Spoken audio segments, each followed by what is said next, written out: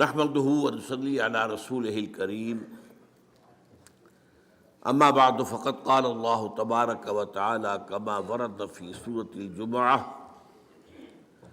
اعوذ بالله من الشيطان الرجيم بسم الله الرحمن الرحيم يسبح لله ما في السماوات وما في الأرض الملك القدوس العزيز الحكيم هو الذي بعث في الأميين رسولا منهم يتلو عليهم آياته ويزكيهم ويعلمهم الكتاب والحكمة وإن كانوا من قبل لفي ضلال مبين صدق الله العظيم رب اشرح لي صدري ويسر لي أمري واحلل عقدة من لساني يفقهوا قولي اللهم ربنا ألهمنا رشدنا وأعذنا من شرور أنفسنا اللهم أرنا الحق حقا وارزقنا اتباعه وأرنا الباطل باطلا وارزقنا اجتنابه اللهم صل على عبدك ونبيك ورسولك وحبيبك وخليلك محمد وبارك وسلم وسلم وبارك على جميع الانبیاء والمرسلین وعلى ملائکتک المقربین وعلى عبادک الصالحین وعلینا معهم یا ارحم الراحمین آمین یا رب العالمین۔ معزز حاضرین اور محترم خواتین، سیرت خیر الانام پر میری یہ تیسری گفتگو ہے، اس کا عنوان ذرا اچھی طرح نوٹ کر لیجیے۔ اسلامی انقلاب کے لیے مردان کار کی فراہمی۔ انقلاب مرد لائیں گے نا، رجال، مردان کار کہاں سے آئے؟ اور حزب اللہ کی تشکیل و تنظیم اور تزکیہ و تطہیر کا نبوی طریقہ کار علی صاحب الصلاۃ والسلام۔ اب تک جو دو ہمارے خطبے ہو چکے ہیں، پہلا خطبہ کچھ زیادہ بنیادی علمی تھا کہ جو اسلام کا فلسفہ ہے ایمان، اس میں نبوت اور رسالت پر ایمان کا مقام کیا ہے، لاجک کیا ہے۔ دوسرے میں ہم نے بات کی کہ نبوت اور رسالت حضور کی شخصیت میں اپنے تکمیل کے مرحلے کو پہنچی، اس کے مظاہر کیا ہیں۔ یاد ہوگا ہم نے دو قرار دیے، نبوت کی تکمیل کے مظاہر کیا ہیں؟ ہدایت آپ پر کامل ہو گئی قرآن کی شکل میں، چلی تو ہے آدم سے، فَإِمَّا يَأْتِيَنَّكُم مِّنِّي هُدًى، یہ ہزاروں سال یہ ہدایت جو ہے ارتقائی مراحل طے کر کے اپنے آخری اور تکمیلی درجے کو پہنچی قرآن میں، اور قرآن کی حفاظت کا ذمہ اللہ نے لے لیا۔ انسانی تمدن کہیں غاروں میں جو آگ رہا کرتے تھے انسان، وہاں سے چلتے چلتے چلتے چلتے ایمپائرز تک پہنچا، عظیم سلطنت ہے۔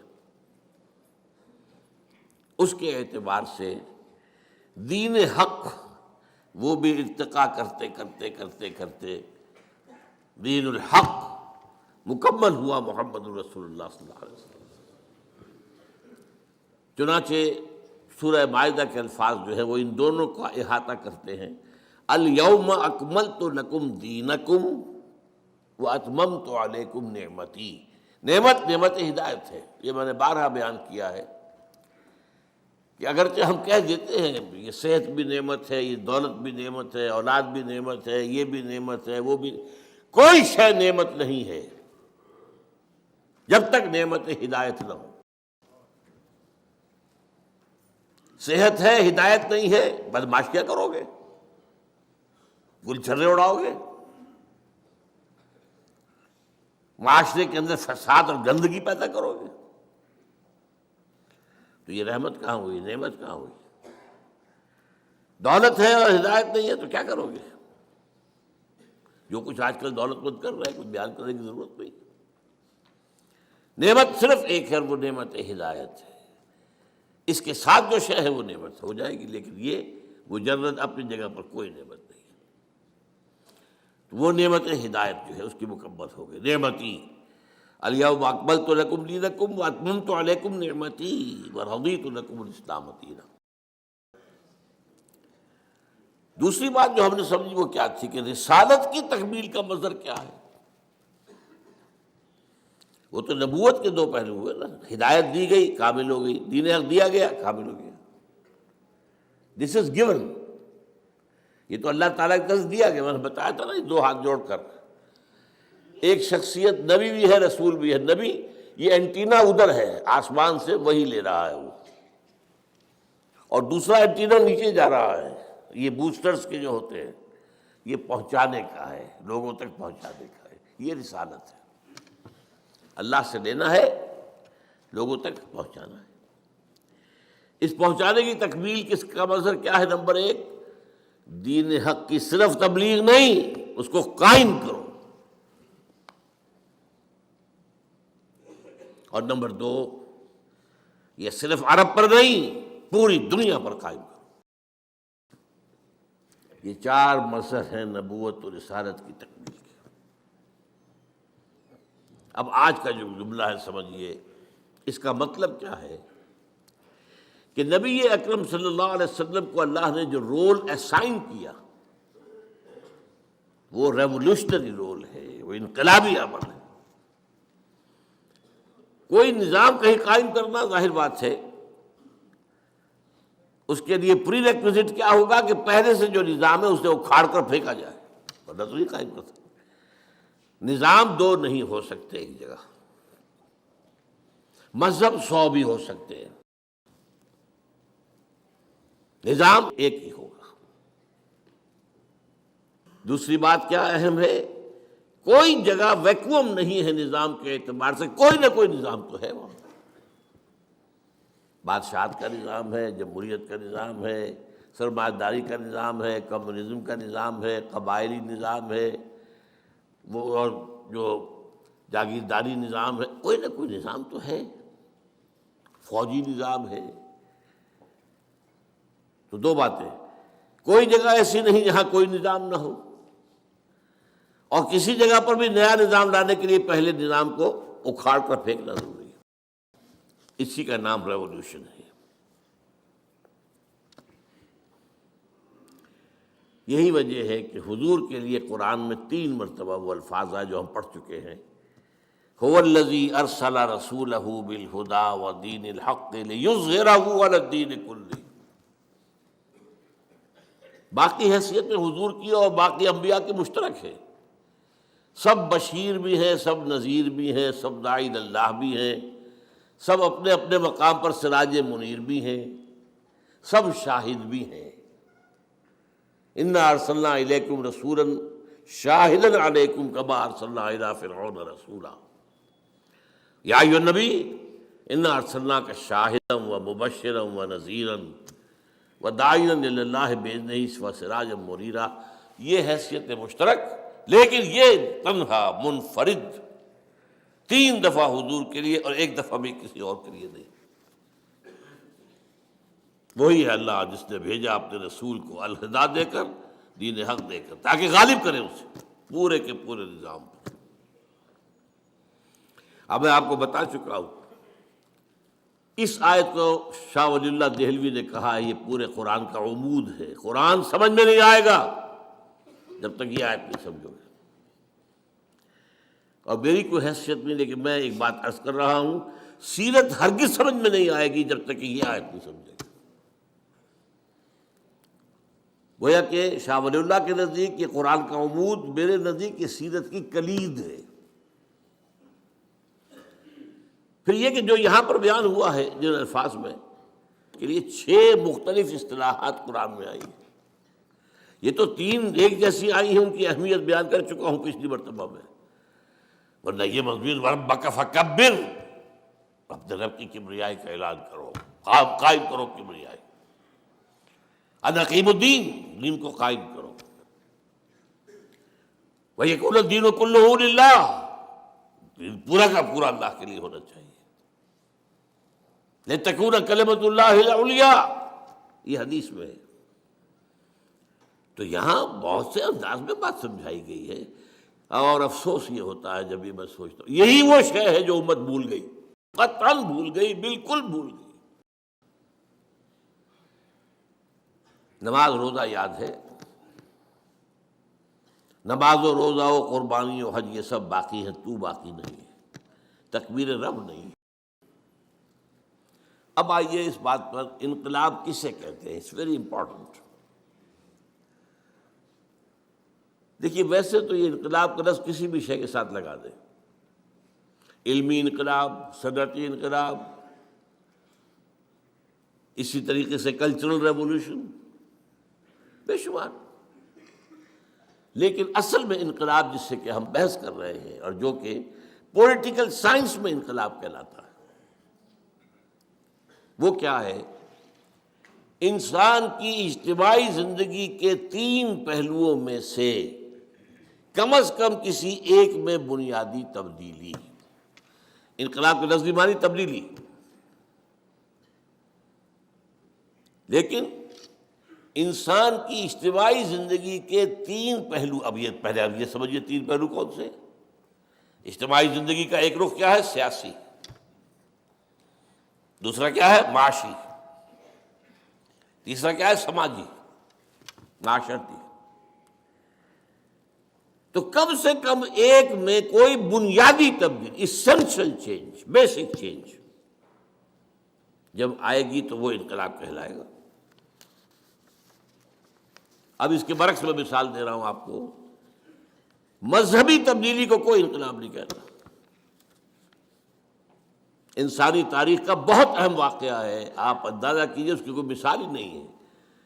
The whole Roman empire converted to Christianity in the year 324 AD. emperor عیسائی ہوا، پوری سلطنت عیسائی۔ لیکن اسے کبھی آپ نے پڑھا ہے رومن ریولوشن؟ نہیں۔ مذہب بدلا ہے، نظام تو وہی رہا، وہی بادشاہ جو کا تو جیسے پہلے بیٹھا ہوا تھا ایمپرر، ویسے اب بھی بیٹھا ہوا، لہذا اسے کسی نے آج تک انقلاب نہیں کہا۔ حالانکہ اتنی بڑی تبدیلی آپ اندازہ کیجیے، یہ کوئی چھوٹی موٹی مملکت نہیں تھی۔ The greatest empire the world has ever seen, the Roman empire. لیکن اسے کوئی بھی انقلاب نہیں کہتا۔ ہاں، انقلاب کا نام فرانس، کوئی 250-250 سال پہلے جو آیا تھا، انقلاب فرانس، سیاسی ڈھانچہ بدل گیا، بادشاہ ختم، جمہوریت کا آغاز۔ انقلاب بولشوک ریولوشن رشیا کا 1917 کا، سرمایہ داری ختم اور کمیونزم آ گیا۔ تیسرا انقلاب ایران کا بھی ہے کہ بادشاہت ختم ہوئی، سیاسی نظام تو بدلا ہے۔ لیکن اس پس منظر میں دیکھیے گا، ان دس کانٹیکسٹ، تاریخ انسانی کا عظیم ترین، گمبھیر ترین، جامع ترین، most profound revolution, it was the revolution of Muhammad صلی اللہ علیہ وسلم۔ All the 3 aspects changed, and even individuals changed. افراد کا ظاہر بدل گیا، باطن بدل گیا، نظریات بدل گئے، خیالات بدل گئے، ویلیوز بدل گئی، اقدار بدل گئی۔ بلکہ میں یہ کہہ رہا ہوں، سوچئے، یہاں ڈھونڈیے، مائکروسکوپ لگائیے، کوئی شے رہ گئی اپنی پچھلی حالت پر؟ Nothing, everything change. تو تاریخ انسانی کا عظیم ترین، گمبھیر ترین، ہمگیر ترین، جامع ترین، موسٹ پروفاؤنڈ ریولوشن تھا، وہ ہے جو اردو پارٹی۔ یہ حقائق ہے، اور ان کی گواہی میں آپ کے سامنے پیش کر رہا ہوں، اور جو عربی کا ایک مقولہ ہے اس کو پیش کر کے پہلے، الفضل ما شہدت بہ الاعداء، فضیلت اصل وہ ہوتی ہے جس کا اقرار دشمن کرے۔ ہاں بھائی، یہ بات تو ماننی پڑے گی، ہے میرا دشمن، لیکن یہ اس کی بات میں مانتا ہوں کہ اس کے اندر یہ چیز خوبی ہے. وہ بات ہوئی نا، دوست کی نگاہ میں تو ہر شے خوبی ہی خوبی ہے، عقیدت مند کی نگاہ میں تو ہر شے حسن ہی حسن ہے. تو الفضل ما شہدت بہ الاعداء، عدو کی جمع اعداء. اصل فضیلت وہ ہے جس کی گواہی دشمن دے. اب میں صرف 3 گواہیاں دوں گا، ایک مشرق، ایک مغرب، ایک درمیان.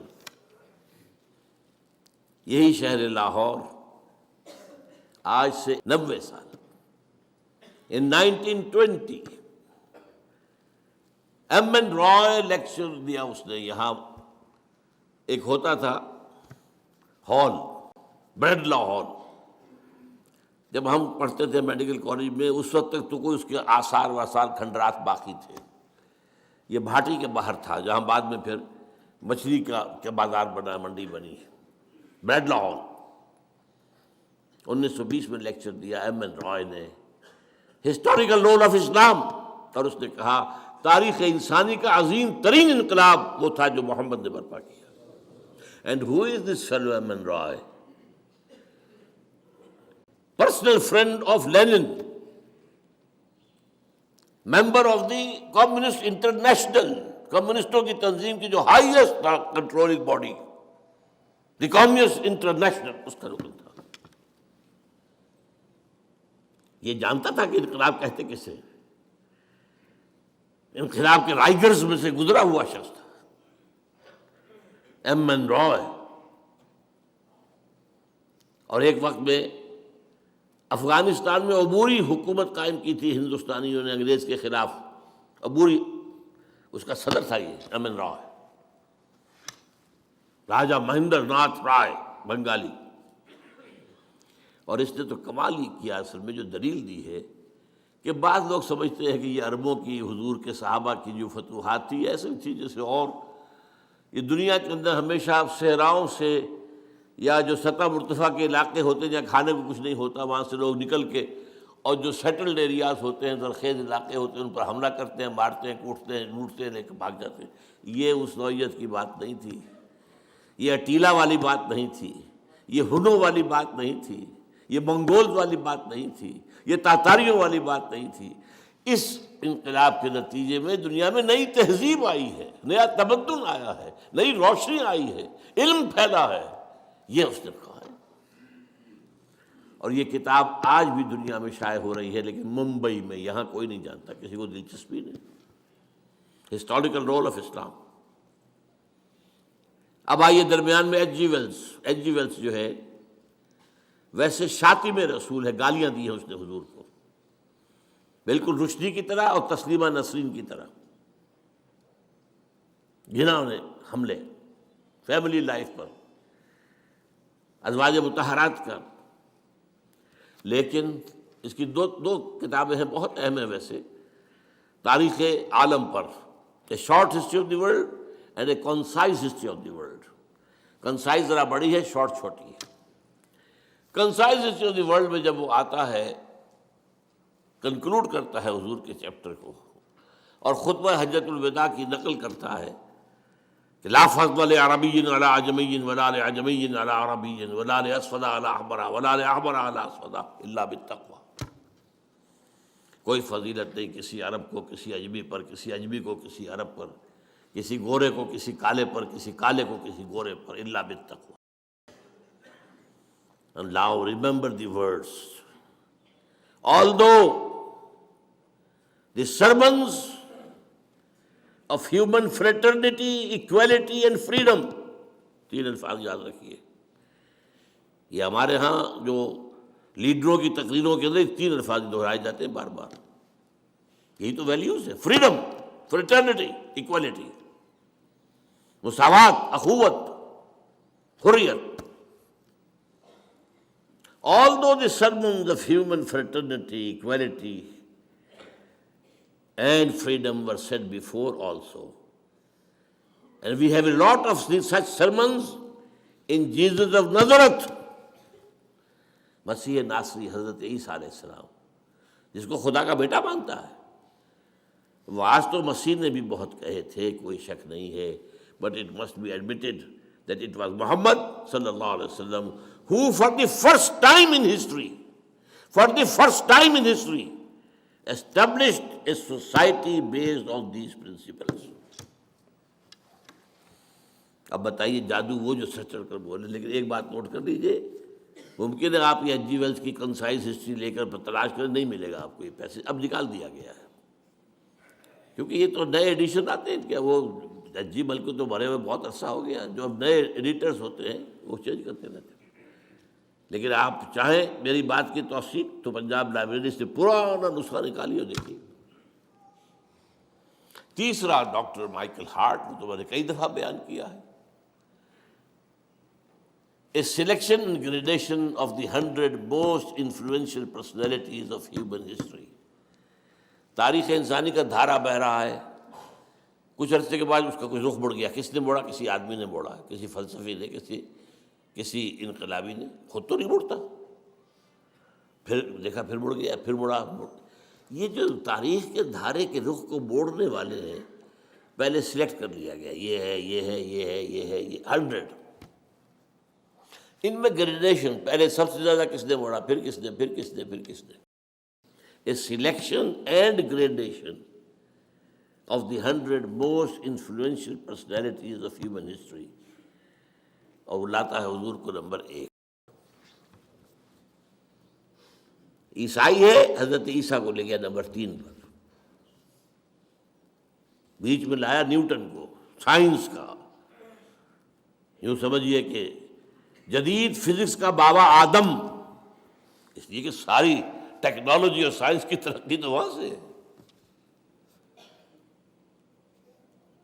اور کہتا ہے naturally I O an explanation, مجھے اس کی وجہ بیان کرنی پڑے گی کہ میں نمبر 1 پر لے آیا محمد کو صلی اللہ علیہ وسلم، عیسیٰ 3 پر، 50ویں پہ حضرت عمر کو بھی لے کے آیا، بس۔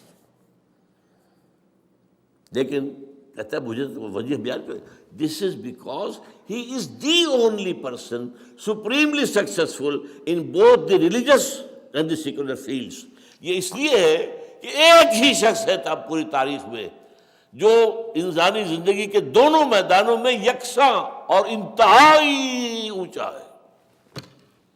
اور یہ آج کا کانسیپٹ ہے کہ زندگی کے 2 حصے ہیں، ایک سیکولر لائف ہے اور ایک مذہبی زندگی۔ مذہبی زندگی میں آپ آزاد ہیں، آپ کتے کو پوجیں، بلی کو پوجیں، کسی کو پوجیں، اعلیٰ تناسل کو پوجیں، جو چاہے پوجیں، یو کین ڈو۔ ایک خدا کو مانو، 2 کو مانے، 10 کو مانے، 1000 کو مانے، کسی کو نہ مانے، یہ ریلیجن آزادی ہے آپ کو بھائی۔ لیکن ایک ہے سیاست، ریاست، قوم، ملک، قانون، ایک یہ۔ وہ کہتا ہے جتنے بڑے آدمی نظر آئے مجھے، وہ یا ادھر اونچا ہے تو ادھر کچھ بھی نہیں، ادھر ٹھکنا سا ہے، بونا سا ہے، ادھر اونچا ہے تو ادھر کچھ نہیں۔ اب عیسیٰ ہے، کتنا بڑا مذہب ہے، حکومت و ریاست میں کوئی ایک دخل ہی نہیں، قدم نہیں رکھا۔ گوتم بدھ کتنا بڑا، حکومت و ریاست 0۔ سکندر اعظم بہت بڑا فاتح، اخلاق اور روحانیت میں 0 نہیں، مائنس ویلیو، یہی ہوگا نا۔ تو یہ ہے، میں نے 3 گواہیاں آپ کے سامنے پیش کی ہیں۔ اب اگلا پوائنٹ ہے میرا، انقلاب برپا کرنا نہایت مشکل کام، یہ کھیل نہیں ہے، یہ کوئی ہابی نہیں ہے۔ دی موسٹ ڈیفیکلٹ ورک نظام کو بدلنا ہے۔ اس کی وجہ کیا ہے؟ دیکھیے، ایک ہوتی ہے دعوت، تبلیغ، مشنری ورک ہو رہا ہے، ہمارے تبلیغی بھائی گھوم رہے ہیں، بسترے اٹھائے ہوئے ہیں، کہاں کہاں جا رہے ہیں، راتوں کو مسجدوں میں سو رہے ہیں۔ دعوت اور تبلیغ میں بھی محنت تو ہے، مشقت تو ہے، جان و مال کا خطرہ نہیں ہے۔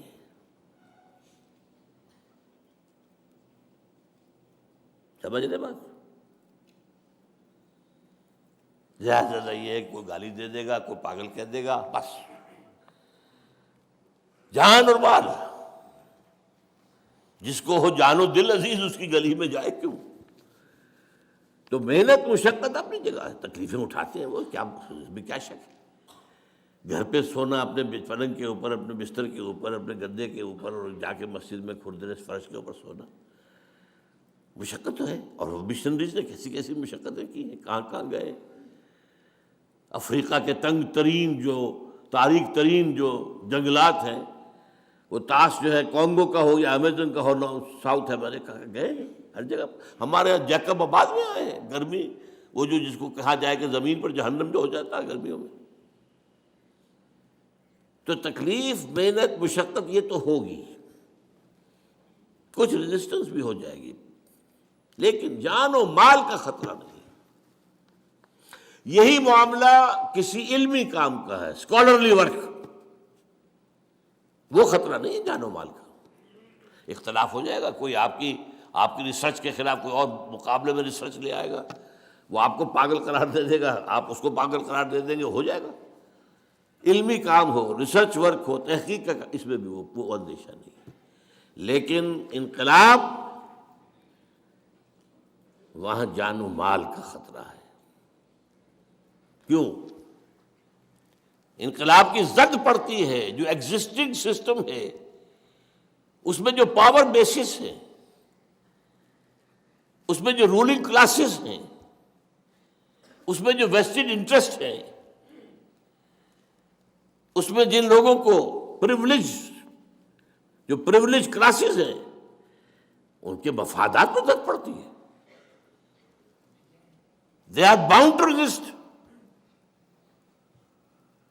وہ تو کہیں گے نظام کوہنا کے پاس مانو یہ میرا معرض انقلاب میں ہے، آؤ ختم کرو انہیں، مارو انہیں. یہ ہمارے نظام کو ختم کرنا چاہتے ہیں. ہمارے مفادات کا تقاضا سٹیٹس کو نظام رہے، اور یہ آئے نظام بدل دیں. یہی بات جان لیجیے، یہی وجہ ہے قرآن نے پہلے ہی قدم پر وَلَنَبْلُوَنَّكُمْ بِشَيْءٍ مِّنَ الْخَوْفِ وَالْجُوعِ وَنَقْصٍ مِّنَ الْأَمْوَالِ وَالْأَنفُسِ وَالثَّمَرَاتِ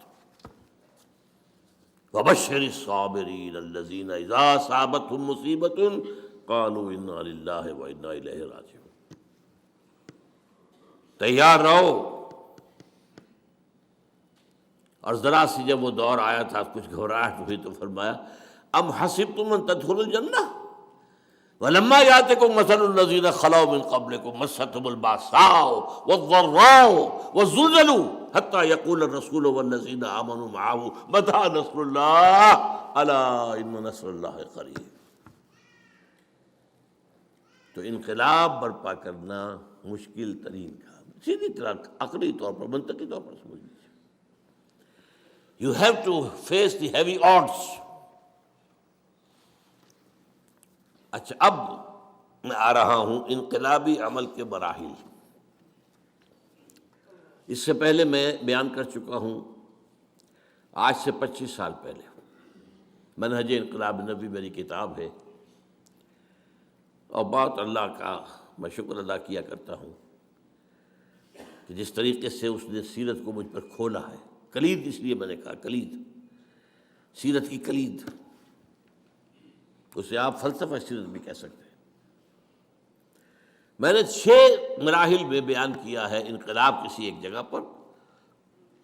7واں مرحلہ وہ آئے گا انقلاب کی تکمیل کے بعد، تصدیر الانقلاب، انقلاب اب باہر ایکسپورٹ کرنا. اس لیے کہ انقلاب کا خاصہ یہ ہے کہ وہ کسی ایک ملک میں نہیں رہ سکتا اگر انقلاب ہے. And this is the litmus test کہ کوئی شاید انقلاب ہے یا نہیں ہے. اس کا لٹمس ٹیسٹ یہی ہے کہ یہ آگے پھیلا یا وہیں کا وہیں رہ گیا. Here the Iranian revolution has failed badly. لیکن ظاہر ہے کہ فرانس کا انقلاب کہاں سے کہاں پہنچا تھا، ساری دنیا میں ہے. روس کا انقلاب کہاں سے کہاں پہنچا تھا، لیٹن امریکہ میں پہنچ گیا، چائنا میں پہنچ گیا، انڈیا میں آج بھی کمیونسٹ پارٹیز ہیں، سب کچھ ہے. 6+1 7.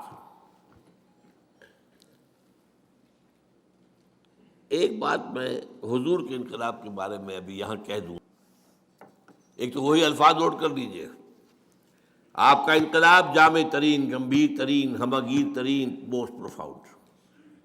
آل انکلوسیو.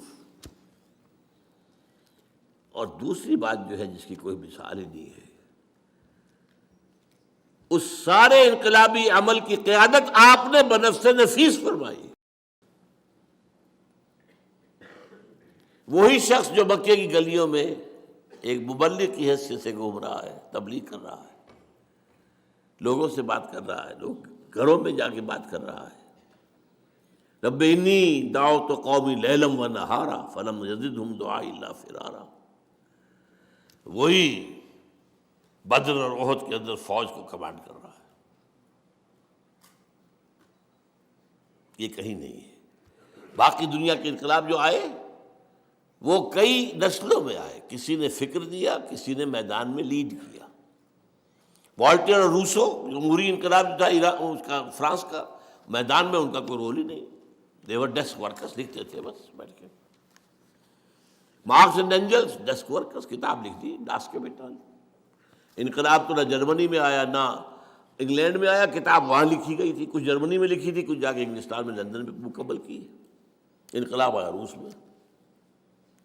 لہذا انقلابی عمل اگر معلوم کرنا ہو، واحد source, this only source of a true revolutionary process is the سیرہ آف محمد صلی اللہ علیہ وسلم. سارے مراحل موجود ہیں. اب میں کہہ رہا ہوں، اب میں آج جو ہے اس کو مختصر کر کے دو مرحلوں میں بیان کر رہا ہوں. 2 جمع 1، 2 انقلاب برپا کرنے کا مراحل اور ایک پھر اس کا ایکسپورٹ ہونا. اقبال کے 2 شعر میں نے بہت سنائے ہیں، آج پھر سن لیجیے. اقبال جس طریقے سے کہ انقلاب کا داعی تھا، اگرچہ وہ میدان کا آدمی نہیں تھا، he was not a man of the field. مفکر، وہ اس کی تصویر وہی ہے سب سے اعلیٰ جو سر جھکائے.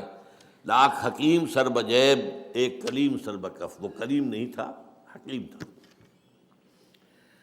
لیکن اس کی حکیمی جو ہے، ذرا دیکھیے کس قدر الفاظ کے اندر تلخی ہے، تلخی. خواجہ از خون رگے مزدور سازد لال ناب. یہ سرمایہ دار، کارخانے دار، مزدور کی رگوں میں دوڑنے والے سرخ خون کو کشید کرتا ہے اپنی سرخ شراب جو بیٹھ کر پیتا ہے وہ شام کو. خواجہ از خون رگے مزدور سازد لال ناب. از جفائے دہ خدایا کشت دہقانہ خراب. اور یہ زمیندار اور جاگیرداروں کے ظلم و ستم سے دہقان کی کھیتی برباد ہو گئی. انقلاب انقلاب انقلاب، بڑی پیاری نظم اس کی. لیکن جو کیفیت ایک خاص ہے، اور وہ کس مقام پہ اس وقت تھا، یہ کہاں تھا اس وقت جو یہ بات کر رہا ہے. گفتند اللہ نے مجھ سے کہا، گفتند جہان ماں آیا بے تمہیں سازد. اے اقبال، ہم نے جس دنیا میں تمہیں بھیجا ہے، اپنی دنیا، ہماری دنیا ہے، تمہیں پسند آئی؟ گفتم کے تمہیں سازد. نہیں، ظلم ہے یا تو یہاں تو انسان کا خون چوس رہا ہے، خون پی رہا ہے، ظلم ہو رہا ہے. گفتند کے برہم زن، اچھا تو توڑ دو پھوڑ دو.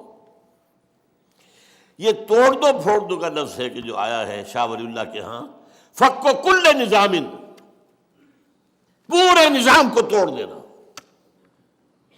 یہ دین الحق کا اظہار جو ہے، جس کو وہ عمود کہتے ہیں، پورے نظام، فک کھول دینا. یہ پورا نظام جو ہے ایک وحدت ہوتا ہے، جڑا ہوا ہے ایک دوسرے کے ساتھ. فک و کل نظام، توڑ دو پھوڑ دو. توڑ دے پھوڑ دے کیسے؟ با نشہ درویشی در ساز و دمادم زن. پہلے تو ذرا درویشی کے ساتھ سازگاری اختیار کرو. دعوت ہے، تبلیغ ہے، انذار ہے، تبشیر ہے، وعظ ہے، نصیحت ہے، اپیل ہے، دلیل ہے. کوئی پاگل کہہ دے سب کرو، کوئی کہہ دے شاعر ہے تو سب کرو، کوئی کہہ دے کہ یہ جھوٹ بول رہا ہے تو سب کرو، کسی کو جواب مت دو. تم پر پتھراؤ کیا جائے تو تم پھول پیش کرو، تمہیں گالیاں دی جائیں تو تم دعائیں دو. درویشی درویشی درویشی. یہ 12 برس حضور کے درویشی کے ہیں مکے کے. بانشہ درویشی در ساز و دمادم زن دمادم زن دمادم زن. لگے رہو لگے رہو لگے رہو لگے. چوں پختہ شوی خود را بر سلطنت جم زن. جب تیار ہو جاؤ تو پھر اپنے آپ کو سلطنت جم پر دے مارو، ٹکرا دو. تو 2 مرحلے ہیں. پہلے مرحلے کا نام ہے ایک جماعت کی تیاری، اے ٹرولی ریولیوشنری پارٹی، جو اسلامک کانٹیکسٹ میں کہلائے گی حزب اللہ، اللہ کی پارٹی. اور دوسرے کانٹیکسٹ، دوسرے تصادم، ٹکرا دو. اب میں پہلا مرحلہ لے رہا ہوں آج، جو میرا آج کا اصل موضوع ہے. میں نے کہا تھا نا، عنوان کیا تھا؟ مردان کار کی فراہمی اور حزب اللہ کی تشکیل و تنظیم و تزکیہ و تطہیر کا نبوی طریقہ کار. دیکھیے، پھر میں لفظ استعمال کر رہا ہوں، جماعت سازی خاص طور پر نظریات کی بنیاد پر مشکل ترین کام ہے دنیا کا. قومی سطح پر جماعت بنا لینا بہت آسان کام ہے، سیاسی سطح پر جماعت بنا لینا بہت آسان کام ہے، رفاہی کام کے لیے جماعت بنا لینا بہت آسان کام ہے، علمی کام کے لیے جماعت بنا لینا بہت آسان کام ہے. لیکن نظریاتی سطح پر انقلاب کے لیے جماعت بنانا، اس سے زیادہ مشکل کام کوئی نہیں. یہ مشکل اس کے اندر 2 طرح کی آتی ہے. لوگوں کی مزاج مختلف،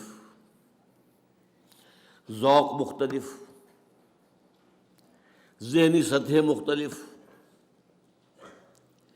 سمجھ کا اور فہم کی گہرائی مختلف. ان سب کو جوڑنا، ایک حیوانوں کا غلہ ہو. آپ نے دیکھا ہوگا پٹھان لوگ جو ہے کاغان واغان سے، جلا غازی خان سے کئی 100 بھیڑوں بکریوں کا غلہ چلا آ رہا ہے. ایک کتا ہوتا ہے ساتھ، ایک جو لے کے چل رہا لاٹھی اس کے ہاتھ میں ہے، اور ایک کتا، وہ کتا ادھر سے کوئی ذرا ادھر گزری، ادھر گیا ادھر، سب ٹھیک رہتا. یہ انسانوں کا غلہ جو ہے بنانا، ان میں سے تو ہر ایک جو ہے سقراط بقراط ہے. ہر ایک کا اپنا فہم ہے، اپنی سوچ ہے، اپنے نظریات ہیں. اور دوسری بات جو اس سے بھی مشکل ہے، ہر ایک کے اندر کوئی سچی یا جھوٹی خودی ہے. سچی بھی ہو سکتی ہے اور خامخواہ پھرنے خواہ بنے ہوئے بھی ہوتے ہیں. یہ بڑا پیارا شعر سنا رہا ہوں آپ کو. بقدر پیمانہ تخیل سرور ہر شے میں ہے خودی کا. ہر چیز میں، میری خودی، میرا خیال، میرا نظریہ. جناب میرا نظریہ یہ ہے، بقدر پیمانہ تخیل سرور، اور سرور ہے، یہ نشہ ہے. سرور ہر شے میں ہے خودی کا. اگر نہ ہو یہ فریب پہم تو دم نکل جائے آدمی کا. اگر یہ فریب جو ہمیں ہے، میں اور میں میرا، تو آدمی زندہ نہیں رہے گا. بہرحال یہ وہ رکاوٹیں ہیں جن کو آپ کو سرپاس کر کے، کراس کر کے انقلابی جماعت بنانی ہے. انقلابی جماعت کے لوازم کیا ہے؟ 5 دن لیجیے. نمبر 1، کامل نظریاتی ہم آہنگی. نمبر 1، فکر، سوچ، نظریات، خیالات، پھر ان کا صغرا کبرا، ہم آہنگی. یہ نہیں ہوگی تو انقلابی جماعت نہیں بن سکتی. نمبر 2، سوائے انقلاب کی آرزو کے کوئی آرزو دل میں نہ رہ جائے. یہ میں زور دے کر کہہ رہا ہوں. جھانکو اپنے سینوں کے اندر، کہیں کوئی اور وہاں پر بتخانہ تو آباد نہیں ہے، کوئی اپنی لیڈری کا سودا تو نہیں ہے، کوئی حکومت حاصل کرنے کا معاملہ تو نہیں ہے. شہادت ہے مطلوب و مقصود مومن، نہ مال غنیمت نہ کشور کشائی. کہیں نمایاں ہونے کا جذبہ تو نہیں ہے، کہیں شہرت کے حصول کی آرزو تو نہیں ہے. سینے اور دل کا ہر آرزو سے پاک ہو جانا بہت مشکل کام ہے، بہت مشکل کام ہے. یہ محمد نے کیا ہے صلی اللہ علیہ وسلم. اب حضرت علی کا واقعہ جو آپ نے سنا ہے، کافر سے مقابلہ ہوا ہے، کافر کو زیر کر لیا ہے، اس کے سینے پر سوار ہیں، خنجر بھونکنے والے ہیں، وہ منہ پر تھوک دیتا ہے تو چھوڑ کر کھڑے ہو گئے. حیران ہے وہ. I have added insult to injury. یہ کیا ہوا؟ فرمایا میری تم سے کوئی جنگ نہیں ہے، ذاتی نہیں ہے، میں اللہ کے لیے مار رہا تھا تمہیں. اب تم نے میرے منہ پر تھوکا ہے، میرے اندر انتقامی جذبہ بھی پیدا ہو گیا ہے. اب میں تمہیں اگر قتل کروں گا تو خالصتاً للہ نہیں ہوگا قتل. جنگ کی حالت میں جہاں تو یہ ہے کہ یا مرو یا مارو، ایک لمحے کا ادھر سے ادھر ہو جانا، یا ادھر یا ادھر. لیکن یہ انٹراسپیکشن، اپنے اندر جھانکنا، اس وقت بھی، اس حال میں بھی اپنی نیت کو پیش نظر رکھنا. نمبر 3، انقلاب کے لیے تن من دھن، یہاں تک کہ جان دینے کے لیے آمادگی ہی نہیں، انتہائی شوق. شہادت ہے مطلوب و مقصود مومن، نہ مال غنیمت نہ کشور کشائی. وہ جو فرمایا گیا من المؤمنین رجال صدقوا ما عاهدوا الله علیہ فمنهم من قضى نحبه ومنهم من ينتظر وما بدلوا تبدیلا. ذرا دل میں جھانک کر دیکھنا چاہیے ہے وہاں یا نہیں. اگر نہیں ہے تو ابھی آپ آئے نہیں، مقام پر پہنچے نہیں ہیں. آپ سمجھ رہے ہوں گے کہ میں بڑا انقلابی کارکن ہوں. نمبر 4، نظم کی پابندی کے لیے اپنی انا اس کو کچل دینا. لسن اینڈ اوبے، سم و طاعت. اور 5ویں، انتہائی مضبوط نظریاتی عصبیت، یعنی جذباتی وابستگی. یہ میرا بھائی ہے، یہ انقلابی کارکن ہے، میرا حقیقی بھائی ادھر ہے، یہ ہے میرا بھائی. یہ عصبیت، نظریاتی عصبیت. یہ 5 جب تک، جس کو کہ آپ کو معلوم ہے کمیونسٹ میں کیا کہتے ہیں، کامریڈ. یہ کامریڈ کا رشتہ جو ہے یہ بھائی بہن کے رشتے سے بہت اونچا. اگر نہ ہو تو انقلاب برپا نہیں ہوگا. These are the 5 prerequisites. ہدف، یہ لوازم پیدا کرنے ہوں گے کسی انقلابی جماعت کے اندر. اب اس میں ذرا اس خاکے میں تھوڑا سا رنگ بھر دوں دینی. نظریاتی ہم آہنگی کا مطلب توحید پر یقین کامل. اسلامی انقلاب کا نظریہ جو ہے، انقلابی نظریہ، وہ توحید ہے. لیکن توحید جسے آپ توحید سمجھتے ہیں وہ توحید نہیں. آپ کی توحید ایک عقیدہ ہے، اور حقیقی توحید ایک انقلابی نظریہ ہے. اس کے 3 اسپیکٹس ہیں. وہ جو میں نے کہا تھا، انقلابی نظریہ وہ ہے جو ایگزسٹنگ کلیکٹیو سسٹم کے جو مختلف جڑیں ہیں ان کے جڑوں کے اوپر تیشہ بن کر گرے. سیاسی سطح پر ان الحکم الا للہ، حاکمیت فقط اللہ کی.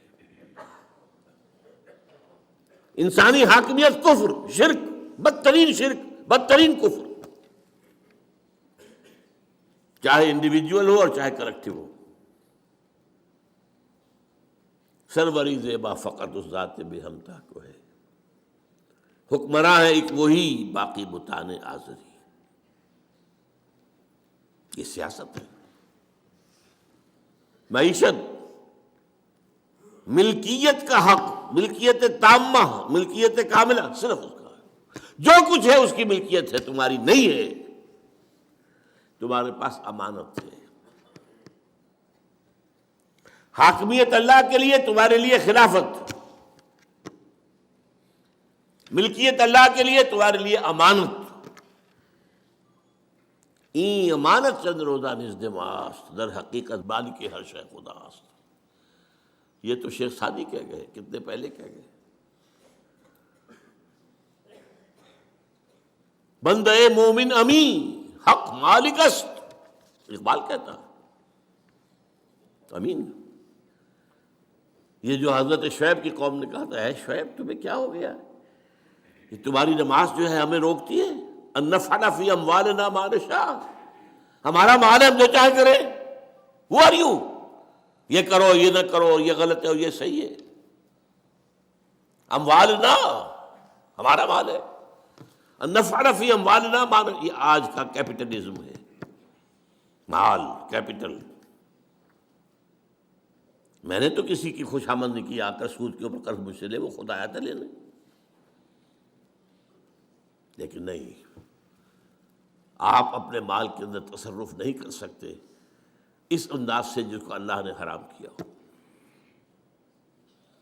اور سماجی سطح پر اگرچہ سب سے ہلکا معاملہ ہے، سب سے بڑی شے جو ہوتی ہے مخالفت میں وہ سیاست اور معیشت کا معاملہ ہوتا ہے، لیکن سماجی سطح پر توحید کا تقاضا کیا ہے؟ By birth all human beings are absolutely equal.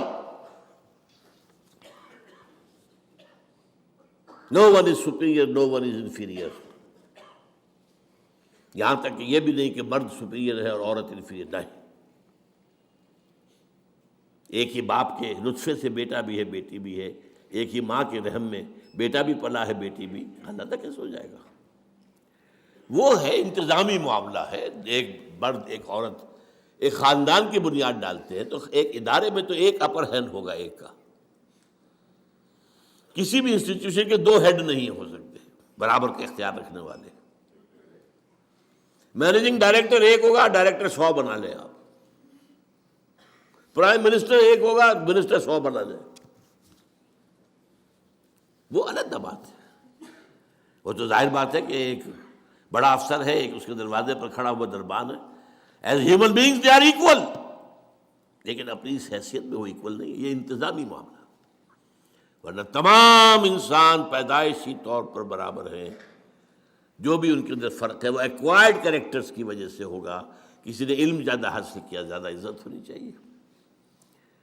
کوئی خادم خلق زیادہ ہے، اس کی زیادہ عزت ہونی چاہیے۔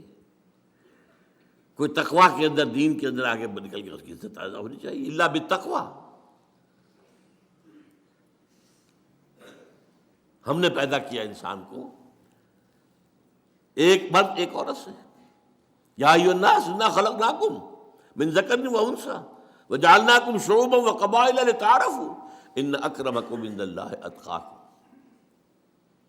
اس کا آپ اندازہ نہیں کر سکتے اس ایک بات کے اوپر کتنی بڑی جنگ لڑنی پڑی تھی امریکنوں کو، سول وار۔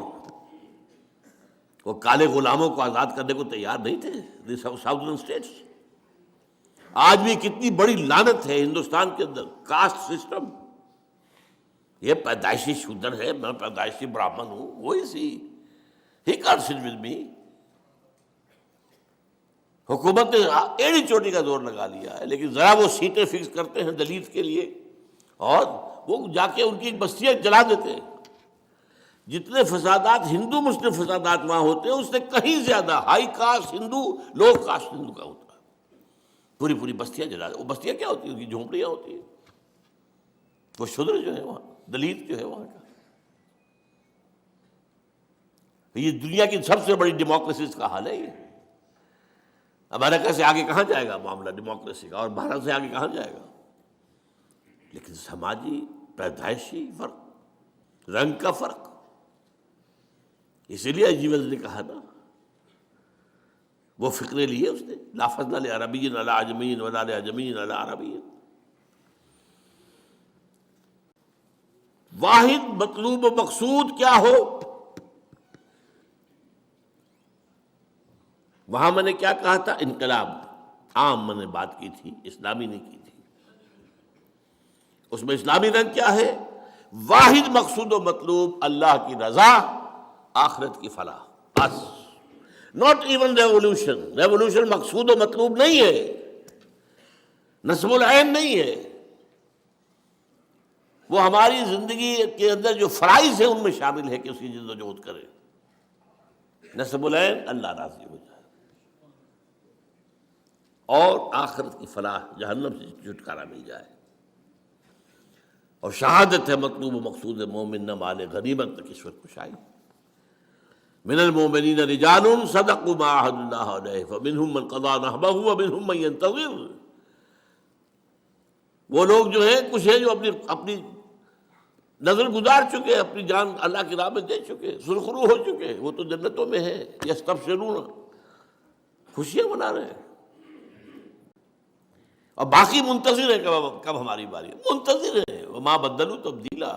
وہ جلدی سے مجھے بچ گئے بھائی، بچ گئے، بڑی بات نہیں. منتظر ہیں کب اللہ ہماری باری لے آئے. اور یہ گردن کا جو بوجھ ہے اوپر سے اتار کر ہم بھی اللہ کے یہاں سبکدوش ہو کر پہنچ جائیں. کندھے ہلکے ہو جائیں گے نا اگر یہ سری اوپر سے اوپر اتر جاتی ہے. اور پانچواں مواخات باہمی. میں اس کو خاص طور پر آج زور دینا چاہ رہا ہوں، بدقسمتی سے اس پر ہمارے ہاں توجہ کم ہوئی ہے. اس کے لیے دو مقامات میں نے منتخب کیے. سورہ فتح کی آخری دو آیات، هو الذی ارسل رسولہ بالہدی ودین الحق لیظہرہ علی الدین کلہ وکفی باللہ شہیدا. یہ تو وہی آیت آ گئی.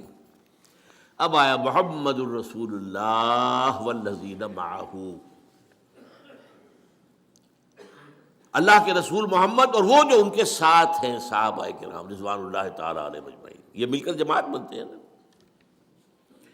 ان کی کیفیت کیا ہے؟ جس کو میں نے کہا تھا نا، عصبیت نظریاتی. یہ مسلمان ہے، یہ مومن ہے، یہ میرا بھائی ہے، یہ چاہے باپ ہے، نہیں اس سے میرا کوئی رشتہ نہیں ہے.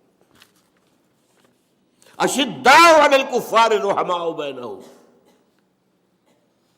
وہ کافروں پر بہت سخت ہوتے ہیں، بھاری ہوتے ہیں، اور آپس میں بڑے رحیم، شفیق، مہربان. تراہم رکعا سجدا یبتغون فضلا من اللہ ورضوانا. تم دیکھتے ہو انہیں رکوع کرتے ہوئے، سجود کرتے ہوئے، اللہ کا فضل اور اس کی رضا کے متلاشی ہیں. سیماہم فی وجوہہم من اثر السجود. ان کے چہروں میں سجدوں کی وجہ سے اس کے آثار، اس کے نتائج نظر آتے ہیں. ذالک مثلہم فی التوراۃ ومثلہم فی الانجیل. یہی مثال ان کی ہم نے دی تھی تورات میں بھی اور انجیل میں بھی. اب بڑی پیاری اس کا ٹکڑا آگے ہے. کزرع اخرج شطأہ فآزرہ فاستغلظ فاستوى علی سوقہ. اس کھیتی کے مانند جس کو کسی کاشتکار نے بویا تھا نا، لیکن جب وہ کھیتی اپچی ہے، ابری ہے، ذرا لہلہانے لگی ہے، جس نے اپنی سوئی نکالی، پھر اس سے ذرا گاڑھا کیا، پھر وہ اپنی نال پر کھڑی ہو گئی. یعجب الزراع لیغیظ بہم الکفار. وہ جو کاشتکار تھا اس کو تو کوئی سمجھ خوشیاں ہو رہی ہے، اس کا دل باغ باغ ہو رہا ہے میری محنت. وہ باغبان کون تھا؟ محمد صلی اللہ علیہ وسلم. اور صحابہ کی یہ کھیتی جب اپج رہی تھی تو ان کس کو سب سے بڑھ کر خوشی ہوئی؟ وعد اللہ الذین آمنوا وعملوا الصالحات منہم مغفرۃ واجرا عظیما. اللہ تعالیٰ نے ان کے سے اجر عظیم کا، مغفرت کا وعدہ کیا ہے. اور یہ مضمون پھر سورہ مائدہ میں آیا ہے. یا ایھا الذین آمنوا من یرتد منکم عن دینہ. اے ایمان والو، اگر تم میں سے کوئی اپنے دین سے پیچھے پھرا، ان تقاضوں کو پورا کرنے سے جی چرا کر پسپائی اختیار کی۔ فسوف یأتی اللہ بقوم، تو اللہ تعالیٰ ایک ایسی قوم لے آئے گا، یحبوہم ویحبونہ، اللہ ان سے محبت کرے گا، وہ اللہ سے محبت کریں گے۔ اور اس کے بعد اذلۃ علی المؤمنین اعزۃ علی الکافرین، اہل ایمان پر بہت نرم ہوں گے، کافروں پر بہت سخت ہوں گے۔ ہو حلقہ یاراں تو بریشم کی طرح نرم، اور رزم حق و باطل ہو تو فولاد ہے۔ اس کے آخر میں فرمایا وَمَن يَتَوَلَّ اللَّهَ وَرَسُولَهُ وَالَّذِينَ آمَنُوا فَإِنَّ حِزْبَ اللَّهِ هُمُ الْغَالِبُونَ۔ جب تم اس معیار پر پورے اتر جاؤ گے کہ تمہاری ولایت، تمہارا دلی تعلق اللہ سے، رسول سے اور اہل ایمان سے ہوگا صرف، تو یہ حزب اللہ ہوگی، then you will qualify کہ تمہیں یہ خطاب دیا جائے۔ اور پھر اس حزب اللہ کے لیے اللہ کا وعدہ ہے کہ غالب ہو کر رہے گا۔ یہ 5 اسلامی انقلابی جماعت کے لوازم ہیں۔ اب آئیے قرآن کی طرف رجوع کرتے ہیں۔ فرد کی تبدیلی کے لیے قرآن کا پروگرام کیا ہے؟ اس لیے کہ ظاہر بات ہے انقلاب آئے گا جماعت سے، جماعت بنے گی افراد سے۔ اسٹارٹنگ پوائنٹ کیا ہے ہمارا؟ فرد۔ فرد کی تبدیلی کے لیے قرآن مجید میں 4 اصطلاحات 4 دفعہ آئی۔ پچھلی دفعہ یاد ہوگا میں نے کہا تھا کہ تکرار جو ہے کسی کلام کا حسن نہیں ہوتا، عام طور پر اسے عیب سمجھا جاتا۔ تکرار بھائی کوئی الفاظ بدل کے لاؤ، ایک پھول کا مضمون ہو تو 100 رنگ سے باندھو، میں بتا چکا ہوں۔ اظہار دین الحق کے لیے کتنی اصطلاحات آ گئی قرآن میں، 6-7 تو میں نے گنوا دی آج بھی۔ لیکن پھر بھی وہ 3 آیتیں جو کہ تو آئیں، هو الذی ارسل رسولہ بالہدی ودین الحق لیظہرہ علی الدین کلہ۔ لیکن کمال یہ ہے کہ وہاں پر کوئی بورڈم نہیں ہوتا ہے، وہ اللہ کا کلام ہے، یہ معجزہ ہے۔ تکرار کیوں ہے؟ کہ ان الفاظ کی اہمیت کو سمجھو اور اپنی مائکروسکوپ کو اس کے اوپر فکس کر دو۔ زیر ہر لفظ غالب چیدام میں خانہ ہے، یہ ایک ایک لفظ کے اندر جو ہے جو کچھ پنہا ہے، پورا میں خانہ پنہا ہے۔ گنجینہ معنی کا طلسم اس کو سمجھیو، جو لفظ کے غالب میرے اشعار میں آوے، وہ تعلی ہے غالب کی۔ قرآن کی شان یہ ہے جو لفظ آ رہا ہے، گنجینہ معنی کا طلسم۔ اب حیران آپ ہوئیے، حضور کا مقصد بعثت 3 دفعہ، اس کے لیے افراد کی تیاری 4 دفعہ، 4 اصطلاحات قرآن میں 4 دفعہ آ رہی ہیں۔ آج ہم نے اس کے لیے آیتیں پڑھی ہیں۔ سب سے پہلے سورہ جمعہ، یسبح للہ ما فی السماوات و ما فی الارض الملک القدوس العزیز الحکیم۔ ایک بات نوٹ کر لیجیے، اکثر سورت آیتوں کے آخر میں اللہ کے 2 اسماء آتے ہیں، زیادہ نہیں۔ وَهُوَ الغفور الرحیم، وَهُوَ الخبیر العلیم، یہی ہے نا، وَهُوَ العزیز الحکیم، وَهُوَ السمیع البصیر، دو۔ صرف قرآن مجید میں ایک صورت یہ ہے جہاں 4 اسماء آئے ہیں ایک آیت کے اندر، اور سورہ حشر ہے اس میں 8 آئے ہیں۔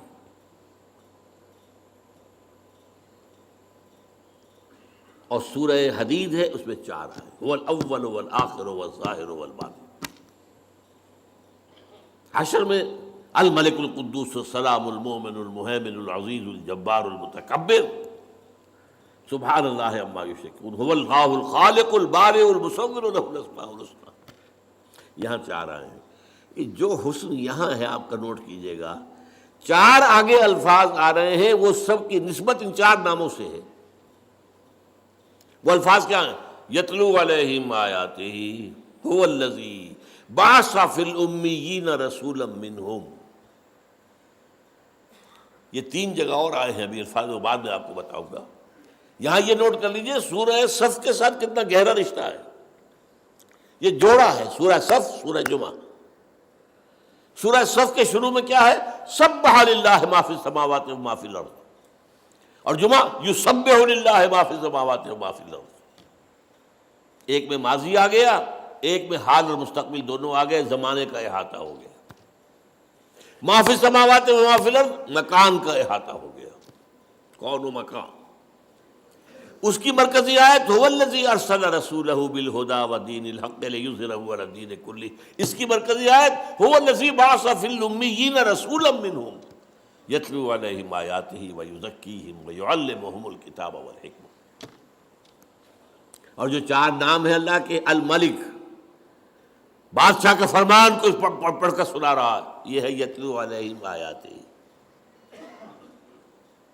وہ بادشاہ حقیقی القدوس ہے، پاک ہے، ہمارا رسول بھی تمہیں پاک کر رہا ہے۔ الملک القدوس عزیز الحکیم، عزیز ہے، زبردست ہے، اس کا قانون ہے جو تمہیں دیا جا رہا ہے، اور الحکیم ہے، تمہیں تعلیم حکمت بھی دی جا رہی ہے۔ یتلو علیہم آیاتہ، یہ الملک، ویزکیہم القدوس، یعلمہم الکتاب، یہ العزیز، والحکمہ الحکیم۔ ان چار الفاظ کا تعلق چار اسماء کا گویا کہ یہ سایہ ہے۔ اب نوٹ کیجئے، یہ الفاظ پہلے آئے سورہ بقرہ میں دو جگہ۔ پہلے 15ویں رکوع کے آخر میں حضرت ابراہیم اور اسماعیل کی دعا، جب وہ بنیادیں اٹھا رہے تھے خانہ کعبہ کی، تو جو دعا مانگی ان میں سے ایک یہ بھی تھی، پروردگار ہماری جو نسل یہاں آباد ہوگی تیرے اس گھر کے پاس، ربنا وبعث فیہم رسولا منہم، ان میں اپنا ایک رسول اٹھائیو انہی میں سے، کیا کرے گا؟ یتلو علیہم آیاتہ ویعلمہم الکتاب والحکمۃ ویزکیہم۔ چار آ گئے، کوئی چیز تھوڑا سا فرق ہے، ترتیب مختلف ہے، میں بعد میں بات کروں گا۔ دو رکوعوں کے بعد آ گیا اعلان، دیکھو یہ تمہارے باپ ابراہیم اور اسماعیل کی دعا کا ظہور، محمد آ گئے تمہارے پاس صلی اللہ علیہ وسلم۔ کما ارسلنا فیکم رسولا منکم یتلو علیکم آیاتنا ویزکیکم ویعلمکم الکتاب والحکمہ۔ وہی چار چیزیں۔ سورہ بقرہ کا جوڑا ہے سورہ آل عمران، اس میں پھر آ گیا لقد من اللہ علی المؤمنین اذ بعث فیہم رسولا من انفسہم یتلو علیہم آیاتہ ویزکیہم ویعلمہم الکتاب والحکمہ۔ لیکن سب سے شاندار انداز میں ہے سورہ جمعہ، هو الذی بعث فی الامیین رسولا منہم یتلو علیہم آیاتہ ویزکیہم ویعلمہم الکتاب والحکمہ۔ اب یہاں اگر غور سے آپ نے سنا ہو تو آپ کو نظر آئے گا کہ ایک فرق ہے۔ ابراہیم اور اسماعیل کی دعا میں تلاوت آیات کے فوراً بعد تعلیم کتاب و حکمت، پھر تزکیہ آخر میں۔ باقی تینوں جگہوں پر تلاوت آیات، پھر تزکیہ، پھر کتاب و حکمت کی تعلیم۔ اب فرق کیا ہے؟ وہ دعا ہے ابراہیم اور اسماعیل کی، وہاں تو اللہ ان کی دعا نقل کر رہا ہے، یہاں اللہ کی طرف سے آ رہا ہے، تو یقیناً یہ ترتیب زیادہ جو ہے امپرووڈ شمار ہوگی، اسے بھی ہم غلط نہیں کہیں گے، وہ بھی دو رسولوں کی بات ہے نا۔ ربنا وبعث فیہم رسولا منہم یتلو علیہم آیاتک ویعلمہم الکتاب والحکمۃ ویزکیہم، غلط تو نہیں ہے یہ۔ لیکن ایک بات معلوم ہو گئی، اس وقت ہائیسٹ ویلیو جو تھی وہ تزکیہ تھا، اب ہائیسٹ ویلیو حکمت ہے، کیونکہ تین جگہ اللہ کی طرف سے آ رہا ہے۔ 18واں رکوع سورہ بقرہ کا، پھر آل عمران، پھر سورہ جمعہ، وہاں تو یہ آ رہا هو الذی بعث فی الامیین رسولا منہم یتلو علیہم آیاتہ ویزکیہم ویعلمہم الکتاب والحکمہ۔ اب ان پر آئیے،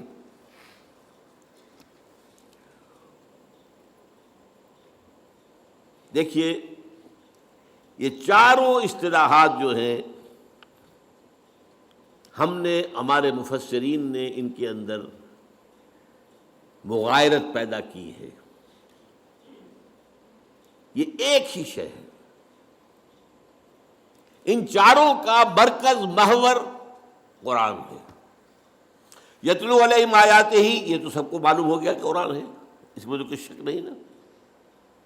یعلمہم الکتاب، کتاب قرآن ہے، اس میں کوئی شک نہیں. تزکیہ، یہ بھی قرآن سے علیحدہ شے نہیں ہے. اور حکمت، یہ بھی قرآن سے باہر کی شے نہیں ہے. ذالک مما اوحی الیک ربک من الحکمہ، اے نبی یہ ہے وہ چیزیں جو آپ کے رب نے آپ پر نازل کی ہیں وحی کی حکمت میں سے. حکمت قرآن میں بھی ہے، کتاب قرآن میں بھی ہے. کتاب سے مراد میں بعد میں تفصیل سے بیان کروں گا، قانون ہے، لیکن حدیث نبی کے اندر بھی ہے. حکمت قرآن میں بھی ہے اور حدیث میں بھی ہے. اور تزکیے کے بارے میں جان لیجئے، ایکسکلوسیولی تزکیہ قرآن کا نام ہے. اب آئیے، یعنی یہاں ذرا حالی کا وہ شعر آپ یاد کر لیں کہ حضور کا اعلی انقلاب قرآن، لوگوں کو بدلنے کا ذریعہ قرآن، اتر کر ہرا سے سوئے قوم آیا اور ایک نسخہ کیمیا ساتھ آیا. پہلی چیز کیا ہے؟ تلاوت آیات. قرآن پڑھ پڑھ کر سناؤ، قرآن پڑھ پڑھ کر سناؤ، قرآن پڑھ پڑھ کر سناؤ. یہ یاد رکھیے، حضور نے کبھی کوئی لمبی تقریر نہیں کی، کبھی کوئی اپنا فلسفہ بیان نہیں کیا، کبھی کوئی آپ نے اپنا وعظ نہیں کہا. بہت کم، شاذ، جہاں گئے قرآن سنایا. کوئی باہر سے آیا ہے قرآن سنایا ہے، کہیں خود گئے ہیں قرآن سنایا. دس از دی اسٹارٹنگ پوائنٹ. اور یہ کیوں ہے ایسا؟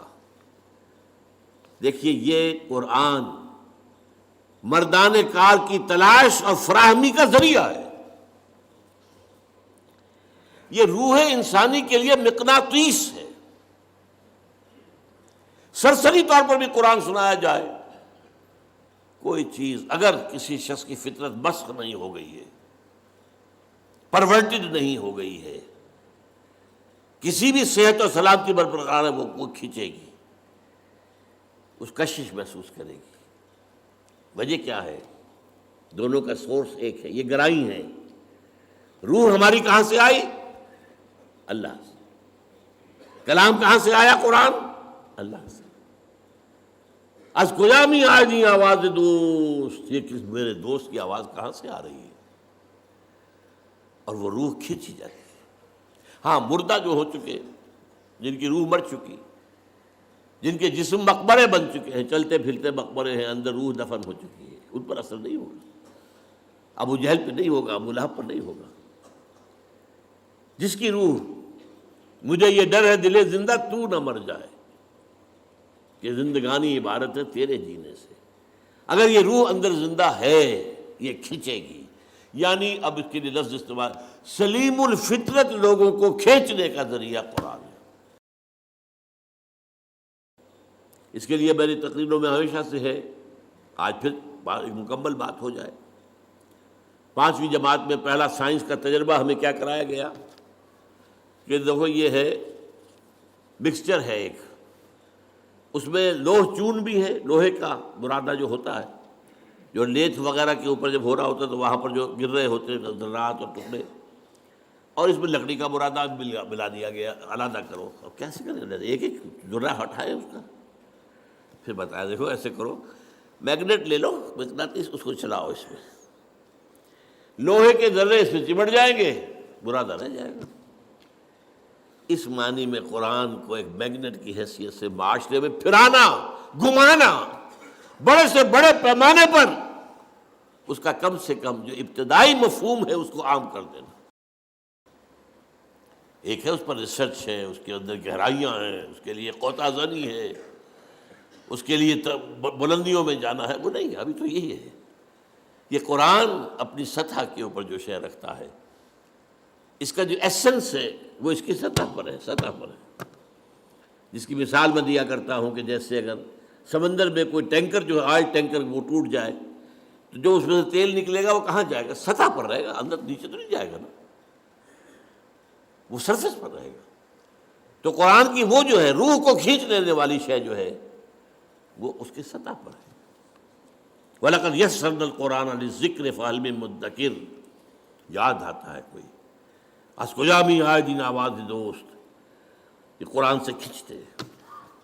تو قرآن کو گھماؤ پھراؤ اس میگنیٹ کے طریقے سے زیادہ بڑے پیمانے پر، تاکہ سلیم الفطرت لوگ جو ہے وہ کھنچ کر چلے آئے۔ اور آپ کو معلوم ہے قرآن مجید میں ذکر ہے جنات کی ایک جماعت نے ایک دفعہ قرآن سنا ہے اور ایسے پختہ مومن بن گئے، داعی بن گئے۔ قل اوحی الی انہ استمع نفر من الجن فقالوا انا سمعنا قرآنا عجبا یہدی الی الرشد فآمنا بہ۔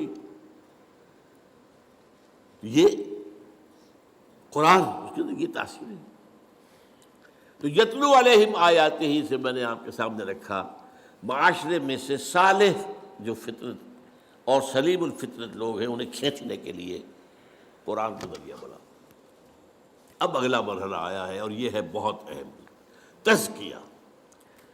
تزکیہ جس کے بارے میں بدقسمتی سے ہمارے ہاں خانقاہی نظام آ گیا، افلاطونی نظام آ گیا، نیو پلیٹونک نظام آ گیا، ہندوؤں کے جو ہے سنیاس وغیرہ سے آ گئے، یہ آ گیا وہ آ گیا، یہاں تو موسیقی کا روایت ہے، ہمارے صوفیوں نے موسیقی اختیار کر لی، کاہے کے لیے؟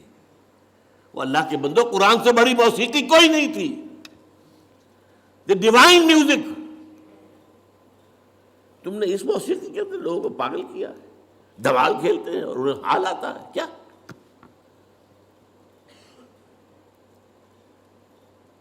تزکیہ کیا ہے تو جان دیجئے۔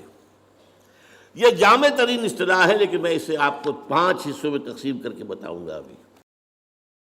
لیکن عمل کہتے کسے تزکیہ؟ یہ باغبان کا ایک عمل ہے۔ ایک باغبان ہے، اس نے باغ لگایا ہے، اس میں کچھ پھولوں کے پودے ہیں، کچھ پھلوں کے درخت ہیں۔ وہ داخل ہوتا ہے، دیکھتا ہے جہاں میں نے پھولوں کا پودا لگایا ہوا تھا وہاں گھاس وغیرہ کافی اگائی ہے، جھاڑ جکاڑ ہے۔ وہ کھرپا ہاتھ میں لیتا ہے، سب کو کھود کے باہر پھینکتا ہے۔ کیوں؟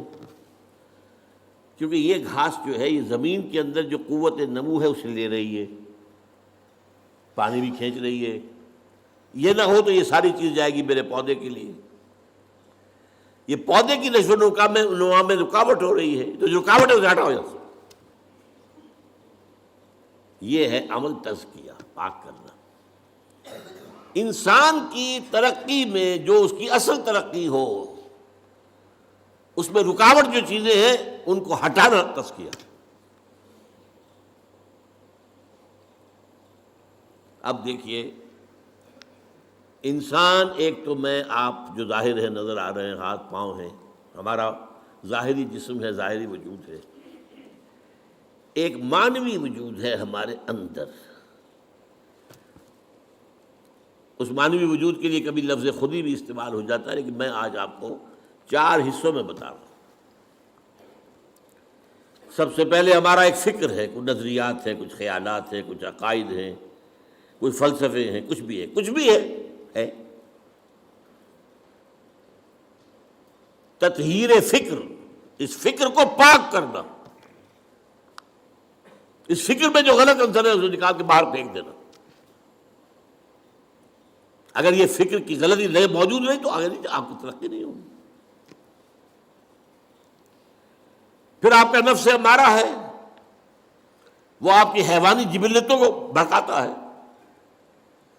تزکیہ نفس۔ پھر قلب ہے، اس پر غبار آ جاتا ہے، یہ آئینے کے مانند ہے۔ حضور نے فرمایا ہے ان هذه القلوب لتصدع كما يصدع الحديد اذا اصابه الماء، کہ دلوں کے آئینے پر بھی زنگ سا آ جاتا ہے، جیسے کہ لوہے پر زنگ آ جاتا ہے اگر اس پر پانی پڑتا رہے۔ پوچھا گیا فما جلاؤها یا رسول اللہ؟ فرمایا کثرت ذکر الموت و تلاوت القرآن۔ اس کو میں کہہ رہا ہوں تصفیہ قلب۔ یہ الفاظ یاد کیجئے، اللہ آپ کو توفیق دے آپ یہی خیالات آگے پھیلائیں، پھر اصطلاحات کے حوالے سے بات کریں گے تو سمجھنے لوگوں کی آئے گی۔ پھر روح ہے، روح میں ایک نور ہے، روح نورانی ہے۔ یہ جو بگ بینگ سے پہلے پیدا کی گئی ارواح، میری وہ کتاب میرا خیال ہے کہ اب کچھ دنوں کے بعد آپ لوگ پڑھنے لگیں گے انشاءاللہ، ایجاد و ابداع عالم سے لے کر عالمی نظام خلافت تک، وہ جو روح اور فرشتہ نورانی، وہ جو روح کے اندر نور ہے، تجلیہ روح، جلا دینا اس روشنی کو، بھڑکانا، یہ 4 کام ہے جن کے لیے ایک لفظ قرآن نے تزکیہ استعمال کیا۔ تزکیہ از موسٹ پروفاؤنڈ، اس میں کوئی شک نہیں، لیکن تطہیر فکر نمبر 1، کیونکہ یہ حیوان عاقل ہے، اصل مسئلہ تو فکر کا ہے، فکر غلط ہے ساری بات غلط ہو جائے گی۔ تطہیر فکر، تزکیہ نفس، تصفیہ قلب، تجلیہ روح، اور یہ کس سے ہوگا؟ صرف قرآن سے۔ نوٹ کر لیجیے اس سے۔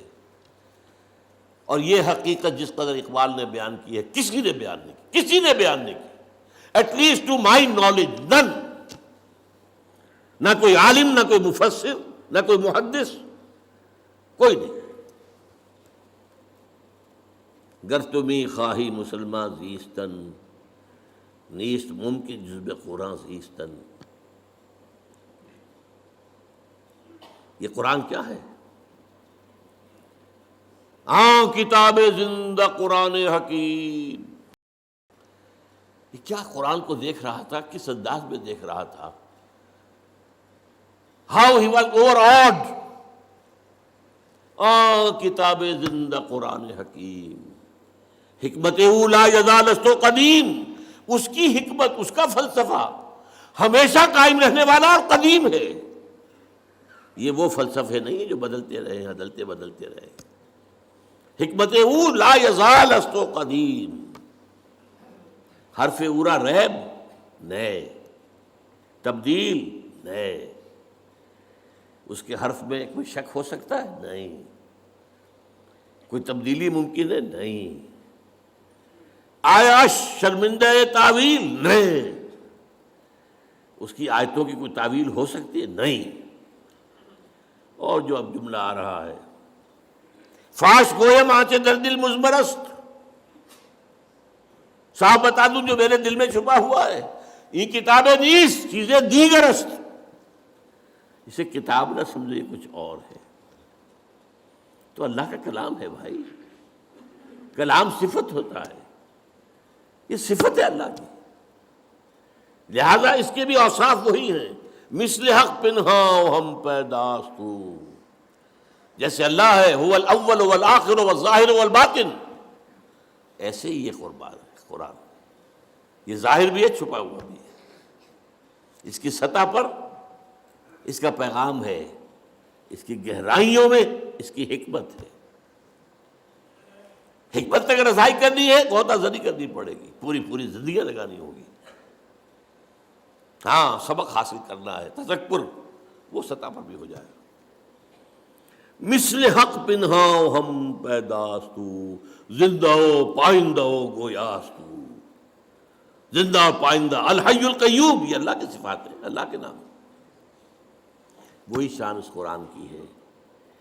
اب آخری شعر ہے، یہ ہے اصل میں جس کا چوں بجاں در رفت جاں دیگر شود۔ جب یہ قرآن کسی کے اندر اتر جاتا ہے، یہ اندر کا اترنا، دماغ سے اترا، قلب سے اترا، روح میں اترا، نفس پر جا کر اس نے قدغنیں لگائی، چوں بجاں در رفت جہاں دیگر شود، اندر کا انقلاب آ گیا۔ Now he is a changed person altogether۔ قرآن سے زندہ و پائندہ و گویاستو، چوں بجاں در رفت جہاں دیگر شود، جہاں چوں دیگر شد جہاں دیگر شود۔ خاص طور پر تزکیہ نفس کے حوالے سے تو میں حیران ہوں، اقبال کہاں تک پہنچا ہے۔ حضور کی 2 حدیثوں کو جمع کر دیا اپنے اشعار کے اندر۔ حضور نے ایک بات یہ فرمائی کہ اللہ نے ہر انسان کے ساتھ ایک شیطان بنایا ہوا ہے، صحابہ نے پوچھا حضور کہ آپ کے ساتھ بھی ہے؟ وہاں ہے، لیکن میں نے اسے مسلمان کر لیا۔ ایک حدیث ہو گئی۔ دوسری حدیث، الشیطان یجری من الانسان مجری الدم، شیطان تو انسان کے اندر خون کی طرح سرایت کر جاتا ہے۔ اور اقبال کیا کہتا ہے؟ کشتن ابلیس چیزیں مشکل است، ابلیس کو مار دینا تو مشکل کام ہے۔ جہاں کہ وہ گم اندر اعماق دل ہے، وہ تو دل کے گہرائیوں میں جا کے بیٹھتا ہے۔ جب وہ دوران خون کے ساتھ گردش کر رہا ہے تو دل کی گہرائی میں پہنچا ہوا ہے۔ خوشترا باشد مسلمان اشکنی، ہاں بہتر یہ اسے مسلمان بنا لو، کشتہ شمشیر قرآن اشکنی، قرآن کی شمشیر سے اسے ختم کرو، یہ قرآن بھی تمہارے وجود میں سرایت کر جائے گا۔ چوں بجاں در رفت، وہی بات، جہاں دیگر شود، جہاں تو دیگر شد، جہاں دیگر شد۔ یہ ہے قرآن مجید کا ساتھ تزکیہ نفس، تجلیہ روح، تصفیہ قلب، تطہیر فکر۔ اب تیسری بات، یتلو علیہم آیاتہ ویزکیہم۔ دیکھیے ایک بات تھوڑی سی بس سمجھا دوں، بہت سے بزرگ جو ہے بیچارے لاکھ جو ہے ٹکرے مارتے رہتے ہیں، بیٹے نماز پڑھا کرو، بیٹے نماز پڑھا کرو، بیٹے نماز پڑھا کرو۔ اب وہ بیٹا جو ہے وہ کبھی سامنے پڑھ بھی لیا سعادت مندی کے لیے، پھر کہاں پڑھے گا؟ سبب کیا ہے؟ اس میں خدا پر یقین نہیں ہے، تم نماز پڑھوانا چاہتے ہو۔ تم نے جہاں پڑھایا ہے اسے گلا تو گھونٹ دیا اہل مدرسہ نے تیرا، کہاں سے آئے صدا لا الہ الا اللہ؟ پہلے تطہیر فکر کرو گے تب نماز اندر سے ابھرے گی، پھر ضیاء الحق کے آرڈیننس کی طرح سے نافذ نہیں کرنی پڑے گی نماز۔ یہ ہے اصل میں تطہیر فکر، تزکیہ نفس۔ اس کا ایک نتیجہ نکلتا ہے، عجیب بات ہے، اندر سے شریعت کی طلب ابھرنے لگتی ہے، اندر سے خود بخود۔ قرآن مجید میں آپ دیکھتے ہیں یسألونک یسألونک یسألونک یسألونک، کیوں؟ یسألونک ماذا ينفقون، یسألونک عن المحیض، یسألونک عن الخمر والمیسر، یسألونک عن الشہر الحرام قتال فیہ، یسألونک یسألونک یسألونک، کیوں؟ جب اندر پاک ہو گیا ہے، اب اس کی طلب جو ہے صادق ہے، اب اس کے اندر صحیح بات کی طلب خود پیدا ہو رہی ہے۔ اب نماز کا حکم دو گے وہ پڑھے گا، نماز تو اس کے اندر سے آ گئی ہے، اگ گئی ہے، خود اگائی ہے، صرف شیپ دینی ہے آپ کو اس کو، تو اس کے وجود میں سے سر اوپر سے ابھر آئی ہے۔ اسی لیے تیسرا مرحلہ کیا ہے؟ یعلمہم الکتاب۔ اب کتاب کو یہاں پورا قرآن نہ سمجھیے، کتاب قرآن کا وہ حصہ ہے جو احکام سے بحث کرتا ہے۔ چنانچہ قرآن مجید میں آپ نے دیکھا ہوگا جہاں بھی حکم آنا ہوتا ہے، کتب علیکم، کتب علیکم الصیام، کتب علیکم القصاص، کتب علیکم اذا حضر احدکم الموت ان ترک خیرا الوصیہ، کتب علیکم القتال، ان الصلاۃ کانت علی المؤمنین کتابا موقوتا، یہ کتاب، ولا تعزموا عقدۃ النکاح حتی یبلغ الکتاب اجلہ۔ اگر کسی کو طلاق دی ہے یا کوئی بیوہ ہو گئی ہے عورت، تو عدت کے دوران کوئی رشتہ وشتے کی بات نہ کرو، نکاح جو ہے بعد میں ہی ہوگا جب کہ عدت پوری ہو جائے۔ کتاب سے مراد یا قانون، تو یہ ہے اصل میں لفظ جو کتاب یہاں آیا ہے۔ یہ میں نے کہا تھا یہ چاروں چیزیں قرآن ہیں۔ آیات قرآنیہ وہ تطہیر فکر کا ذریعہ بنتی ہے، تزکیہ نفس کا ذریعہ بنتی ہے جب وہ اندر گھستا ہے۔ اور اب جو طلب پیدا ہوئی، ہمیں بتایا جائے، ہمیں بتایا جائے، ہمیں بتایا جائے، ظاہر بات ہے جب ان کی طلب کے اوپر بتایا جائے گا تب ان کے اوپر کوئی جبر کرنے کی تو ضرورت پیش نہیں آئے گی، وہ اندر سے ابھرے گا۔ شریعت خود بخود، گویا کہ اب کھیتی تیار ہے، بیج ڈالو، جب کھیتی تیار نہیں ہے، اندر خبث بھرا ہوا ہے، جو آپ کی مٹی ہے وہی اس کے اندر ہی خرابی ہے، تو آپ کا بیج بھی ضائع جائے گا۔ حل آپ نے چرائے نہیں، بیج ڈالا ہے، کیا ہوگا؟ یہ کام یتلو علیہم آیاتہ ویزکیہم ویعلمہم الکتاب، یہی وجہ ہے آپ دیکھیے شروع میں احکام کیوں نہیں آئے؟ شروع میں وہ کام ہو رہا ہے، یتلو علیہم آیاتہ ویزکیہم، یہ دو کام مکے میں ہو رہے ہیں۔ یعلمہم الکتاب مدینے میں آ کر ہو رہا ہے۔ سورہ بقرہ سے شروع ہو رہی ہے شریعت، سورہ نساء، سورہ مائدہ، شریعت کی ہے۔ تو یعلمہم الکتاب، اور جو سب سے چوٹی کا معاملہ ہے والحکمہ،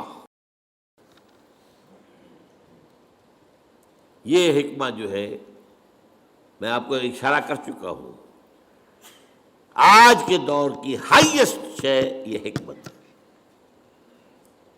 لیکن ابھی جب کہ انسان اپنے شعور کی منزلیں طے کر رہا تھا، پہلے تفصیل سے آ چکی ہیں یہ باتیں، حکمت وہاں تھی ہی نہیں، آکام ہی آکام تھے، دی 10 کمانڈمنٹس، حضرت موسیٰ کے عہد تک کا معاملہ یہ ہے۔ حکمت پہلی مرتبہ لفظ آتا ہے انجیل کے لیے، یعلمہم الکتاب والحکمہ والتوراۃ والانجیل، تورات صرف آکام، انجیل میں حکمت بھی ہے۔ قرآن میں آیات بھی ہیں، تزکیہ کامل بھی ہے، قانون بھی ہے، حکمت بھی ہے۔ حکمت کسے کہتے ہیں؟ پہلی بات تو یہ کہ حکمت بھی کوئی قرآن سے باہر کی شے نہیں ہے، بلکہ اس کا جزو لا ینفک ہے۔ سورہ بقرہ میں فرمایا یؤتی الحکمت من یشاء ومن یؤت الحکمت فقد اوتی خیرا کثیرا، اللہ جسے چاہتا ہے حکمت عطا کرتا ہے، اور جسے حکمت عطا کر دی جائے اس کو تو بہت بڑا خیر عطا کر دیا گیا۔ اس کو فرمایا سورہ بنی اسرائیل میں ذالک مما اوحی الیک ربک من الحکمہ، اے نبی یہ ہیں وہ باتیں جو حکمت کے قبیل سے ہم آپ کے رب نے آپ پر وحی کی۔ تو چاروں چیزیں قرآن میں، البتہ حکمت کو اب سمجھیے کہتے کسے ہے حکمت؟ حکمہ، کوئی چیز مضبوط ہو گئی، پختہ ہو گئی، اسی سے نسبت استحکام، استحکام، کوئی چیز مضبوط ہے، وہ اپنے خلاف اقدام کا دفاع کر سکتی ہے، مستحکم طاقت۔ یہ ہے در حقیقت تعلیم و تربیت محمدی صلی اللہ علیہ وسلم کا درجہ خصوصی۔ حکمت کا ہر شخص اہل نہیں ہوتا، اور عرب قوم بحیثیت مجموعی حکمت کی اہل نہیں تھی،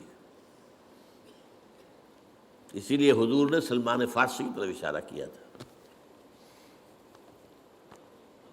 کہ حکمت چاہے سریا پر بھی ہوگی، اس کی قوم کا کوئی شخص اس کو لے آئے گا۔ اور گمان یہی ہے کہ یہ حضرت امام ابو حنیفہ رحمۃ اللہ علیہ کی، اس لیے کہ عرب جو ہے فلسفی نہیں تھے، منطقی نہیں تھے، سلیم الفطرت لوگ، فطرت کے ساتھ ہم آہنگی یہ تھی، لہذا قرآن کی دعوت ان کے دل میں جا کر لگ گئی۔ ایرانی فلسفی تھے، یونانی فلسفی تھے، ہندی فلسفی تھے، چینی فلسفی تھے، پھر جب قرآن مجید آیا ہے تو پھر ظاہر بات ہے کہ حضور کے بھی ساتھیوں میں سے کچھ تھے کہ جن کو اللہ تعالیٰ نے یہ حکمت دی ہے۔ وہ میں نے کہا بحیثیت مجموعی عرب قوم کا مزاج جو ہے وہ فلسفیانہ اور حکمت والا نہیں تھا، ان میں عمل کا مادہ، جوش، جذبہ، ایک بات مان لی ہے اب جان دے دیں گے، زبان دے دی ہے اب وعدہ خلافی نہیں کریں گے، مہمان آ گیا خود بھوکے رہ جائیں گے اسے کھلائیں گے، باپ کا قاتل بھی آ گیا پناہ مانگ لی ہے تو پھر اب اسے کچھ نہیں کہیں گے، حرم میں دیکھ لیا باپ کے قاتل کو کچھ نہیں کہیں گے، یہ حرم میں، یہ ان کے اوصاف کچھ تھے، فطرت کے قریب تھے لوگ، لیکن حکمت نہیں۔ لیکن البتہ جو بدقسمتی ہماری ہوئی ہے، ہمارے ہاں قرآن مجید بہت جلد بیک گراؤنڈ میں چلا گیا، میری ایک کتاب ہے دعوت رجوع القرآن کا منظر اور پس منظر، اس میں 6 صفحے کا ایک مضمون ہے جو مجھے بہت عزیز ہے، بہت عزیز ہے۔ حضور کے زمانے میں 2 ہی چیزیں تھیں اصل، ایک ہاتھ میں قرآن، ایک میں تلوار، خلاص۔ قرآن سے ایمان، ایمان سے جہاد، درمیان میں جنکشن کیا ہے؟ قلب۔ قرآن سے ایمان، اور ایمان کا منظر جہاد۔ انما المؤمنون الذین آمنوا باللہ ورسولہ ثم لم یرتابوا وجاہدوا باموالہم وانفسہم فی سبیل اللہ۔ بعد میں جب حکومت بڑی قائم ہو گئی، سلطنت بن گئی، اب زیادہ اہمیت ہو گئی قانون کی۔ جہاد کا مطلب بھی کیا ہوا؟ دفاع، یا اور مزید فتح کر کے اپنی حکومتیں بڑھانا بادشاہوں کی۔ یہ نوعیتیں بدل گئی ہے، ایمفیسس بدل گیا۔ اس کے بعد علم میں قرآن پیچھے، حدیث اور فقہ آگے۔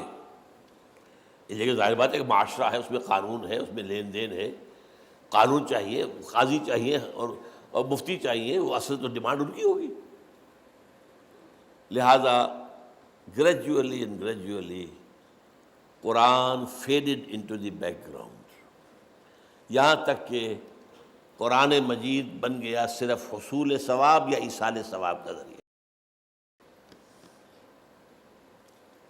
خاص طور پر بدقسمتی جو ہوئی ہے وہ ہم ہندیوں کی ہوئی ہے، ہندوستانی۔ دیکھیے عرب سے نکلا اسلام، دائیں بائیں، بائیں وہ گیا فلسطین کراس کیا، سینائی کراس کیا، مصر لیبیا ہوتے ہوتے ہوتے ہوتے ہوتے موریطانیہ۔ یہاں کیا تھا؟ کلچرل ویکوم تھا، نہ کوئی تہذیب تھی، نہ کوئی تمدن تھا، نہ کوئی زبان تھی، لہذا عربی چھا گئی، عرب کلچر چھا گیا، سارا شمالی افریقہ ٹوٹل عربک۔ یہ نہیں کہ وہاں زبانیں نہیں تھی، بربر زبان تھی، اپنی ایک بڑی زبان تھی، تہذیب تھی۔ مشرق کی طرح جب اسلام چلا تو سب سے پہلا جو ہے لوہے کا چنا ایران بیٹھا ہوا تھا۔ ایران کا فلسفہ، ایران کی زبان، ایران کا ادب، ایران کے ادب عالیہ، لہذا یہاں وہ جو تہذیب اور تمدن عربی تھی وہ کچھ دلدل میں پھنس گیا۔ ایرانی تہذیب، ایرانی زبان، اور اس کے بعد آپ کو معلوم ہے آگے جتنا اسلام گیا وہ فارسی زبان کے ذریعے سے گیا۔ ہندوستان میں جتنے عرصے مسلمان ہم حکمران رہے، ہماری کوڈ لینگویج پرشین تھی، ناٹ عربک۔ یہ ہے اصل میں حادثہ جو ہمارے ساتھ ہوا ہے۔ اس صورتحال میں علامہ اقبال کی جو تشخیص تھی یا شیخ الہند رحمۃ اللہ علیہ کی تشخیص تھی، اس کو میں نے اپنا سٹارٹنگ پوائنٹ بنایا تھا۔ جب 5ویں جماعت میں پڑھتا تھا، مجھے میرے بڑے بھائی صاحب نے لا کے دی تھی بانگ درا، اور میں پڑھتا تھا اس کو، کچھ ترنم سے پڑھتا تھا، کچھ کیونکہ ترنم دے رکھا تھا اللہ نے مجھے، اب تو نہیں ہے، تھا کبھی تو سمجھ میں آتا بھی تھا، نہیں بھی آتا تھا، لیکن ایک شعر چپک گیا، وہ زمانے میں معزز تھے مسلمان ہو کر اور تم خار ہوئے تاریک قرآن ہو کر۔ دس از دی essential ریزن، زوال اسلام قرآن مجید سے دوری۔ خاص طور پر بادشاہوں نے پردے ڈالے قرآن پر، علماء نے پردے ڈالے قرآن پر۔ عوام اگر قرآن پڑھیں گے تو ہمیں جانچیں گے یہ کون لوگ ہیں، ان کا کردار تو وہ نہیں ہے جو قرآن پیش کر رہا ہے۔ لہذا بہتر ہے یہی بہتر الہیات میں الجھا رہے، یہ کتاب اللہ کی تعویلات میں الجھا رہے، اور فلسفہ، جب قرآن کا فلسفہ ختم ہوا، حکمت ختم ہوئی، تو فلسفہ یونان آ گیا، اس کے ڈنکے بجے۔ اب اس کے بعد ہر شخص پڑھا لکھا وہی ہے جو فلسفہ یونان کا جاننے والا ہے، خواہ وہ آئیڈیلزم ہے اور خواہ وہ ریئلزم ہے۔ یہ ہے اصل میں ہمارے ساتھ جو حادثہ ہوا۔ اقبال وہ شخص ہے کہ جس نے کہا کہ یہ سارا معاملہ اب اگر گر تمہیں خواہی مسلمان زیستن نیست ممکن جذبہ قرآن زیستن. پلٹو اس کی طرف. اور فارسی میں جو بات اس نے کہی، خار از محجوری قرآن شدی، اے مسلمان امت تو جو ذلیل اور خار ہوئی ہے وہ قرآن کو ترک کرنے کے باعث. شکوہ سنجے گردش دوران شدی، خام خواہ شکوہ آسمان کا، گردش فلک یا دوسروں کا شکوہ. اے چو شبنم بر زمیں افتندئی در بغل داری کتاب زندہ. یہ کتاب زندہ ہی ہے، اسی کے لیے رجوع. یہ میں نے جو اپنے 50 برس بسر کیے ہیں اللہ وجل بصیرت کیے ہیں، یوں نہیں کیا ہے. یہ کوئی میرا پیشہ نہیں تھا، یہ کوئی میرا جو ہے میں کوئی دارالعلوموں کے پاس جو ہے فارغ التحصیل نہیں تھا، یہ کوئی روایتی درس نہیں تھا. یہ روایتی درس نہیں ہے. یہ احیاء اسلام اگر اب ہونا ہے اور اب اگر کوئی پیش رفت ہونی ہے کہ وہ جو نظام خلافت ہے دنیا میں قائم ہو تو اسی کے ذریعے سے ہو. اب تھوڑی سی بات کر کے بات ختم کر رہا ہوں. میں تربیت کے اندر تنظیم کا لفظ بھی آیا تھا، اس پر ابھی گفتگو نہیں ہوئی ہے. میں نے کہا تھا نا کہ انقلابی جماعت جب تک منظم نہ ہوگی اس کی تو فوج کی طرح کی تنظیم ہونی چاہیے. جیسے فوج میں ہوتا ہے کہ there is not to reason why, there is but to do and die. کوئی اگر سپاہی جو ہے پوچھے اپنے افسر سے کہ جناب پہلے مجھے بتائیے یہ حکم کیوں دے رہے ہیں آپ، واٹس دی وزڈم، کیا حکمت ہے اس میں، تو یہ فوج کہلائے گی، کیا کہلائے گا. یہ تمہیں ٹکرانا ہے حکومتوں سے، تمہیں انقلاب لانا ہے، اسٹیٹس کوو کو ختم کرنا ہے. ظاہر بات ہے جو نظام ہے اسی کو پروٹیکشن دینے والے اوپر بیٹھے ہوئے ہیں. فوج بھی انہی کا حکم مانے گی، ایک حد تک تو مانے گی. ایک وقت میں آ کر البتہ ہو سکتا ہے وہ ہاتھ اٹھا دے کہ مزید ہم نہیں مار سکتے. کب تک ماریں گے؟ لیکن یہ کہ شروع میں تو مارے گی لازماً مارے گی. تو اگر تمہیں ان کا مقابلہ کرنا ہے تو یو ہیو ٹو بی اسی طرح کا ڈسپلن ہونا چاہیے. آرمی ڈسپلن، ملٹری ڈسپلن اگر نہیں ہے تو آپ انقلابی عمل کی طرف آگے نہیں بڑھ سکتے. اور اس کا نام ہے قرآن مجید کی اصطلاح میں سمع و طاعت، لسن اینڈ اوبے. بالکل وہی انگریزی کا لفظ ہے، listen and obey. Charge of the light brigade ایک نظم مجھے بہت پسند ہے. کسی غالباً یہ جو خانہ جنگی تھی امریکہ کے اندر اس کے دوران کا واقعہ ہے کہ 600 سواروں کا ایک دستہ تھا، اسے حکم دیا گیا چارج دی لائٹ بریگیڈ. یہ لائٹ بریگیڈ جو ہے چارج کرے، حملہ کرے. اور انہیں معلوم تھا cannons to left of them, cannons to right of them, cannons in front of them. اس میدان کے داہنی طرف بھی توپیں لگی ہوئی تھی، بائیں طرف بھی توپیں لگی ہوئی تھی، سامنے بھی توپیں تھی. Volleyed and thundered. توپیں جو ہے وہ گولوں کے بوچھار کر رہے ہیں، اور تھنڈرڈ جو گولوں کی توپوں کی آواز ہوتی ہے. تو خیال یہی ہوا کہ someone has blundered، کسی نے بڑی غلطی کی، بڑی غلطی کی، بڑی غلطی کی. But there's not to reason why, there's but to do and die. So into the valley of death rode the 600. 600 کے 600 ختم. آرمی اس کا نام ہے. اس نظم جماعت کے لیے قرآن مجید نے سمع و طاعت کی اس طرح استعمال کی. البتہ اس میں تربیت کے 2 آتے ہیں مرحلے. پہلا مرحلہ کیا ہے؟ No formal organisation whatsoever. You have come to believe in Muhammad sallallahu alaihi wasallam that he is the messenger of Allah. You have to obey him. That's all. ایمان کا تقاضا، یہ ایمان بالرسالت کے اوپر ہے کہ جو نظم قائم ہو رہا ہے. وہ تو معصوم ہے. ما ينطق عن الهوى ان هو الا وحی یوحی وما ارسلنا من رسول الا ليطاع باذن الله واطیعوا الله واطیعوا الرسول واطیعوا الله واطیعوا الرسول فان توليتم فانما على رسولنا البلاغ المبین. تو پہلی جو اطاعت ہے سمع و طاعت، وہ کسی فارمل بیعت وغیرہ کا ذکر نہیں ملتا ہے، بلکہ وہ صرف ایمان کا لازمی تقاضا حکم ماننا، سمپل. فطری لوگ تھے، اس کے بعد آگے انہیں کوئی اور دلیل کی ضرورت نہیں تھی. یہی وجہ ہے جو بہت ہی نازک مرحلہ آیا تھا غزوہ بدر سے پہلے. حضور نے جب ایک مجلس مشاورت منعقد کی ہے اور صاف کہہ دیا دیکھو مسلمانوں، ایک لشکر شمال سے آ رہا ہے، لشکر نہیں قافلہ، اور وہ مال غنیمت سے لدا فدا ہوا، مال تجارت سے، اور اس کے بعد محافظ بھی تھوڑے سے 40-50 ہیں. ایک لشکر جنوب سے آ رہا ہے، کیل کانٹے سے لیس، اور اللہ کا وعدہ ہے کہ ان دو میں سے ایک ضرور تمہیں دے دے گا، تمہیں فتح دے دے گا. ناؤ ٹیل می، مجھے مشورہ دو، اشیرونی، کدھر چلے؟ ادھر چلے یا ادھر چلے؟ کچھ ہمارے جیسے لوگ بھی ہوں گے، ان کا کہ پہلے چلے قافلے کو لوٹ لیں، تھوڑے آدمی آسانی سے فتح ہو جائے. اور حضور دیکھیے ہمارے پاس تو تلواریں بھی نہیں ہیں، نیزے بھی نہیں ہیں، تو کم سے کم 50 ان کے جو آدمی ہیں ان کا ہتھیار تو ملے گا ہمیں، پھر لشکر سے لڑ لیں گے. اب اللہ کی مشیت اور ہے، رسول کی مشیت وہی ہے جو اللہ کی ہے.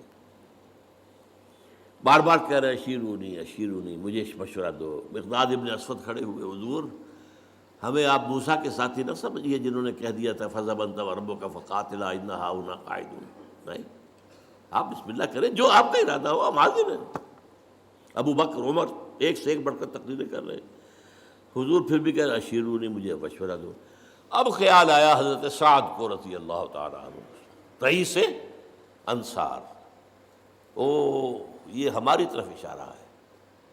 کانک تعنینا یا رسول اللہ، اے اللہ کے رسول، معلوم ہوتا ہے آپ کا روح سخن ہماری طرف. اس کی وجہ کیا تھی؟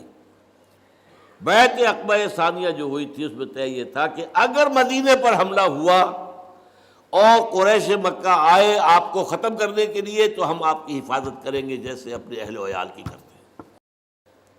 That was the promise. ابھی مدینے پر حملہ ہوا نہیں ہے، یہ تو حضور پری ایمپٹ کر رہے ہیں، لہذا وہ جو ہے وعدہ وہ کور نہیں کر رہا اس کو.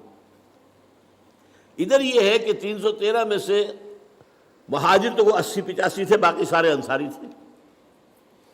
قوت جو ہے میکسیمم جو ہے وہ انصار کی تھی. تب انہوں نے کہا کانک تعنینا یا رسول اللہ، شاید آپ کا روح سخن ہماری طرف ہے. اور پھر جو پیارے الفاظ فَإِنَّا آمَنَّا بِكَ، تو اے نبی ہم آپ پر ایمان لا چکے ہیں، وَصَدَّقْنَاكَ، ہم آپ کو تصدیق کر چکے ہیں. اب ہمارے پاس کہاں چوائس ہے؟ جو آپ کا ارادہ ہو بسم اللہ کیجئے. کیا عجب کہ اللہ تعالیٰ آپ کو ہمارے ذریعے سے آنکھوں کی ٹھنڈک عطا فرمائے. اور اگر آپ برق غماد تک پہنچ جائیں گے تو ہم بھی اپنی اونٹنیوں کو دبلا کر دیں گے، پہنچیں گے وہاں تک. اور اگر آپ سمندر کے کنارے کھڑے ہو کر آپ نے اپنی سواری سمندر میں ڈال دی، ہم بھی ڈال دیں گے. تو بہرحال اصل جو بنیاد جو تھی سم و طاعت کی وہ تھی رسالت پر ایمان. لیکن پھر جب بات پھیلی ہے، آگے بڑھی ہے، تنظیمی ڈھانچہ بڑھا ہے، پھر جب کہ مکے سے نکل کر بات مدینے میں پہنچ گئی ہے، اب آپ نے بیعت کا انسٹیٹیوشن شروع کیا. اور اس میں جو بیعت ہے وہ نوٹ کر لیجئے، اس سے زیادہ پروفاؤنڈ حدیث کا تصور میں نہیں کر سکتا. A full constitution of a revolutionary party, کتاب لکھی جا سکتی ہے اس میں. حضرت عبادہ ابن ثابت فرماتے ہیں رضی اللہ تعالی عنہما، اور یہ متفق علیہ روایت ہے بخاری اور مسلم دونوں کی، بایعنا رسول اللہ صلی اللہ علیہ وسلم علی السمع والطاعت فی العسر والیسر والمنشط والمکرہ وعلی اثرۃ علینا وعلی لا ننازل امر اہلہ وعلی نقول بالحق اینما کنا لا نخاف فی اللہ لومۃ لائم. 10 آئٹم ہم نے بیعت کی تھی اللہ کے رسول سے، آپ کا ہر حکم سنیں گے اور مانیں گے، چاہے مشکل ہو چاہے آسان، چاہے ہماری طبیعتیں آمادہ ہوں چاہے ہمیں اپنی طبیعتوں پر جبر کرنا پڑے. اگر آپ کی رائے بھی وہی ہے جو حضور کا حکم ہے تو آپ کا کشادہ ہوگا سینہ. اور اگر آپ کے خیال میں رائے کوئی بہتر کوئی اور تھی تو پھر یہ کہ آپ کو اپنی طبیعت پر جبر کرنا ہوگا، ماننا پڑے گا۔ چاہے آپ دوسروں کو ہم پر ترجیح دے دیں، ہم یہ نہیں کہیں گے کہ ہم آپ کے پرانے خادم یا آپ نے نیو کمر کو ہمارے اوپر امیر کیسے بنا دیا، اور جسے آپ امیر بنائیں گے ان سے بھی جھگڑیں گے نہیں، ان کی بھی اطاعت کریں گے۔ ہاں جہاں بھی ہوں گے ہم حق بات کہیں گے ضرور، مشورہ اپنا ضرور دیں گے، اور ہم کسی بھی ملامت کرنے والے کی ملامت کے خوف سے اپنی زبان بند نہیں رکھیں گے۔ This is the most profound constitution of حزب اللہ۔ اتنی لمبی حدیث، اور ہمارا افلاس، ہماری بدنصیبی، ہماری بدبختی کسی مذہبی جماعت کا بھی دستور یہ نہیں ہے۔ کس قدر ناقدری ہے، چھوٹی چھوٹی حدیثوں کے اوپر کفر کے فتوے دے رہے ہیں۔ یہ رفع یدین نہیں کیا، یہ غور ہو تم ہو اور غور ہو، یہ کیا تم نے آمین بالجہر کہہ دیا، تم دفع ہو جاؤ، ہماری مسجد سے نکل جاؤ۔ چیزوں اور یہ حدیث عبادہ ابن ثابت کی، متفق علیہ، اتنی مفصل۔ یہ ہے اصل میں وہ نظم، اور اس میں جو اصل کام ہوا ہے وہ میرا اگلے لیکچر کے اندر اس کی وضاحت ہوگی۔ اس ڈسپلن کی مشق کیسے ہوئی، میں صرف اشارہ کر رہا ہوں اس وقت۔ 12 برس تک مکے میں حکم یہ تھا کہ مسلمانوں، چاہے تمہارے ٹکڑے اڑا دیے جائیں، تمہیں زندہ جلا دیا جائے، تم ہاتھ نہیں اٹھاؤ گے، کوئی جوابی کارروائی نہیں، no raising of hands even in self defence. یہ تصادم جو میرے اگلی تقریر کا جو عنوان ہے اس کا اہم موضوع یہ ہے۔ اس پر عمل کرنا سوچ لیجئے کہ یہ اس سے بڑی ٹریننگ جو ہے سم و طاعت کی ممکن نہیں۔ اب بلایا جا رہا ہے خباب بن الارت کو، آؤ، آ گئے، ان کی نگاہوں کے سامنے دہکتے انگارے بچھا دیے گئے، اتارو کرتا، اتار دیا، لیٹ جاؤ، لیٹ گئے، پیٹھ کی کھال جلی، چربی پگھلی، انگارے ٹھنڈے ہوئے۔ آپ اندازہ کیجئے جو شخص یہ دیکھ رہا ہو کہ مجھے روسٹ کرنے کی تیاری ہو رہی ہے، اس کو اگر رکاوٹ نہ ہو تو وہ 2-4 کو مار کے مرے گا۔ بلی کو بھی آپ گھیر لیں، کہیں کارنر کر لیں، وہ آپ کے اوپر آئے گی، آپ کی آنکھوں پر آئے گی، کیا شے ہے وہ، لیکن اجازت نہیں۔ اس حکم پر عمل کرنے کا میرے نزدیک اس سے بڑا ڈسپلن کے لیے ایکسرسائز کوئی نہیں ہو سکتی، ناممکن۔ پریڈ کرانے کی ضرورت نہیں ہے، یہاں حکم ہے اللہ کے رسول کا، ہاتھ نہیں اٹھانا، بس۔ یہ سم و طاعت کا، اور یہ اس کے لیے ایکسرسائز تھی، جس سے پھر وہ نظم جماعت قائم ہوا ہے جو حکم ہے سر آنکھوں پر، اور اس سے پھر وہ نظام آگے بڑھا ہے۔ وہ جو اب تصادم کے مراحل ہیں، وہ جو میں نے کہا تھا اقبال کا شعر کہ سب سے پہلے تو با نشہ درویشی در ساز و دوادن زن، اب اس سے بڑی درویشی کیا ہوگی کہ مرنے کو بھی تیار ہے۔ چوں پختہ شوی خود را بر سلطنت جب زن،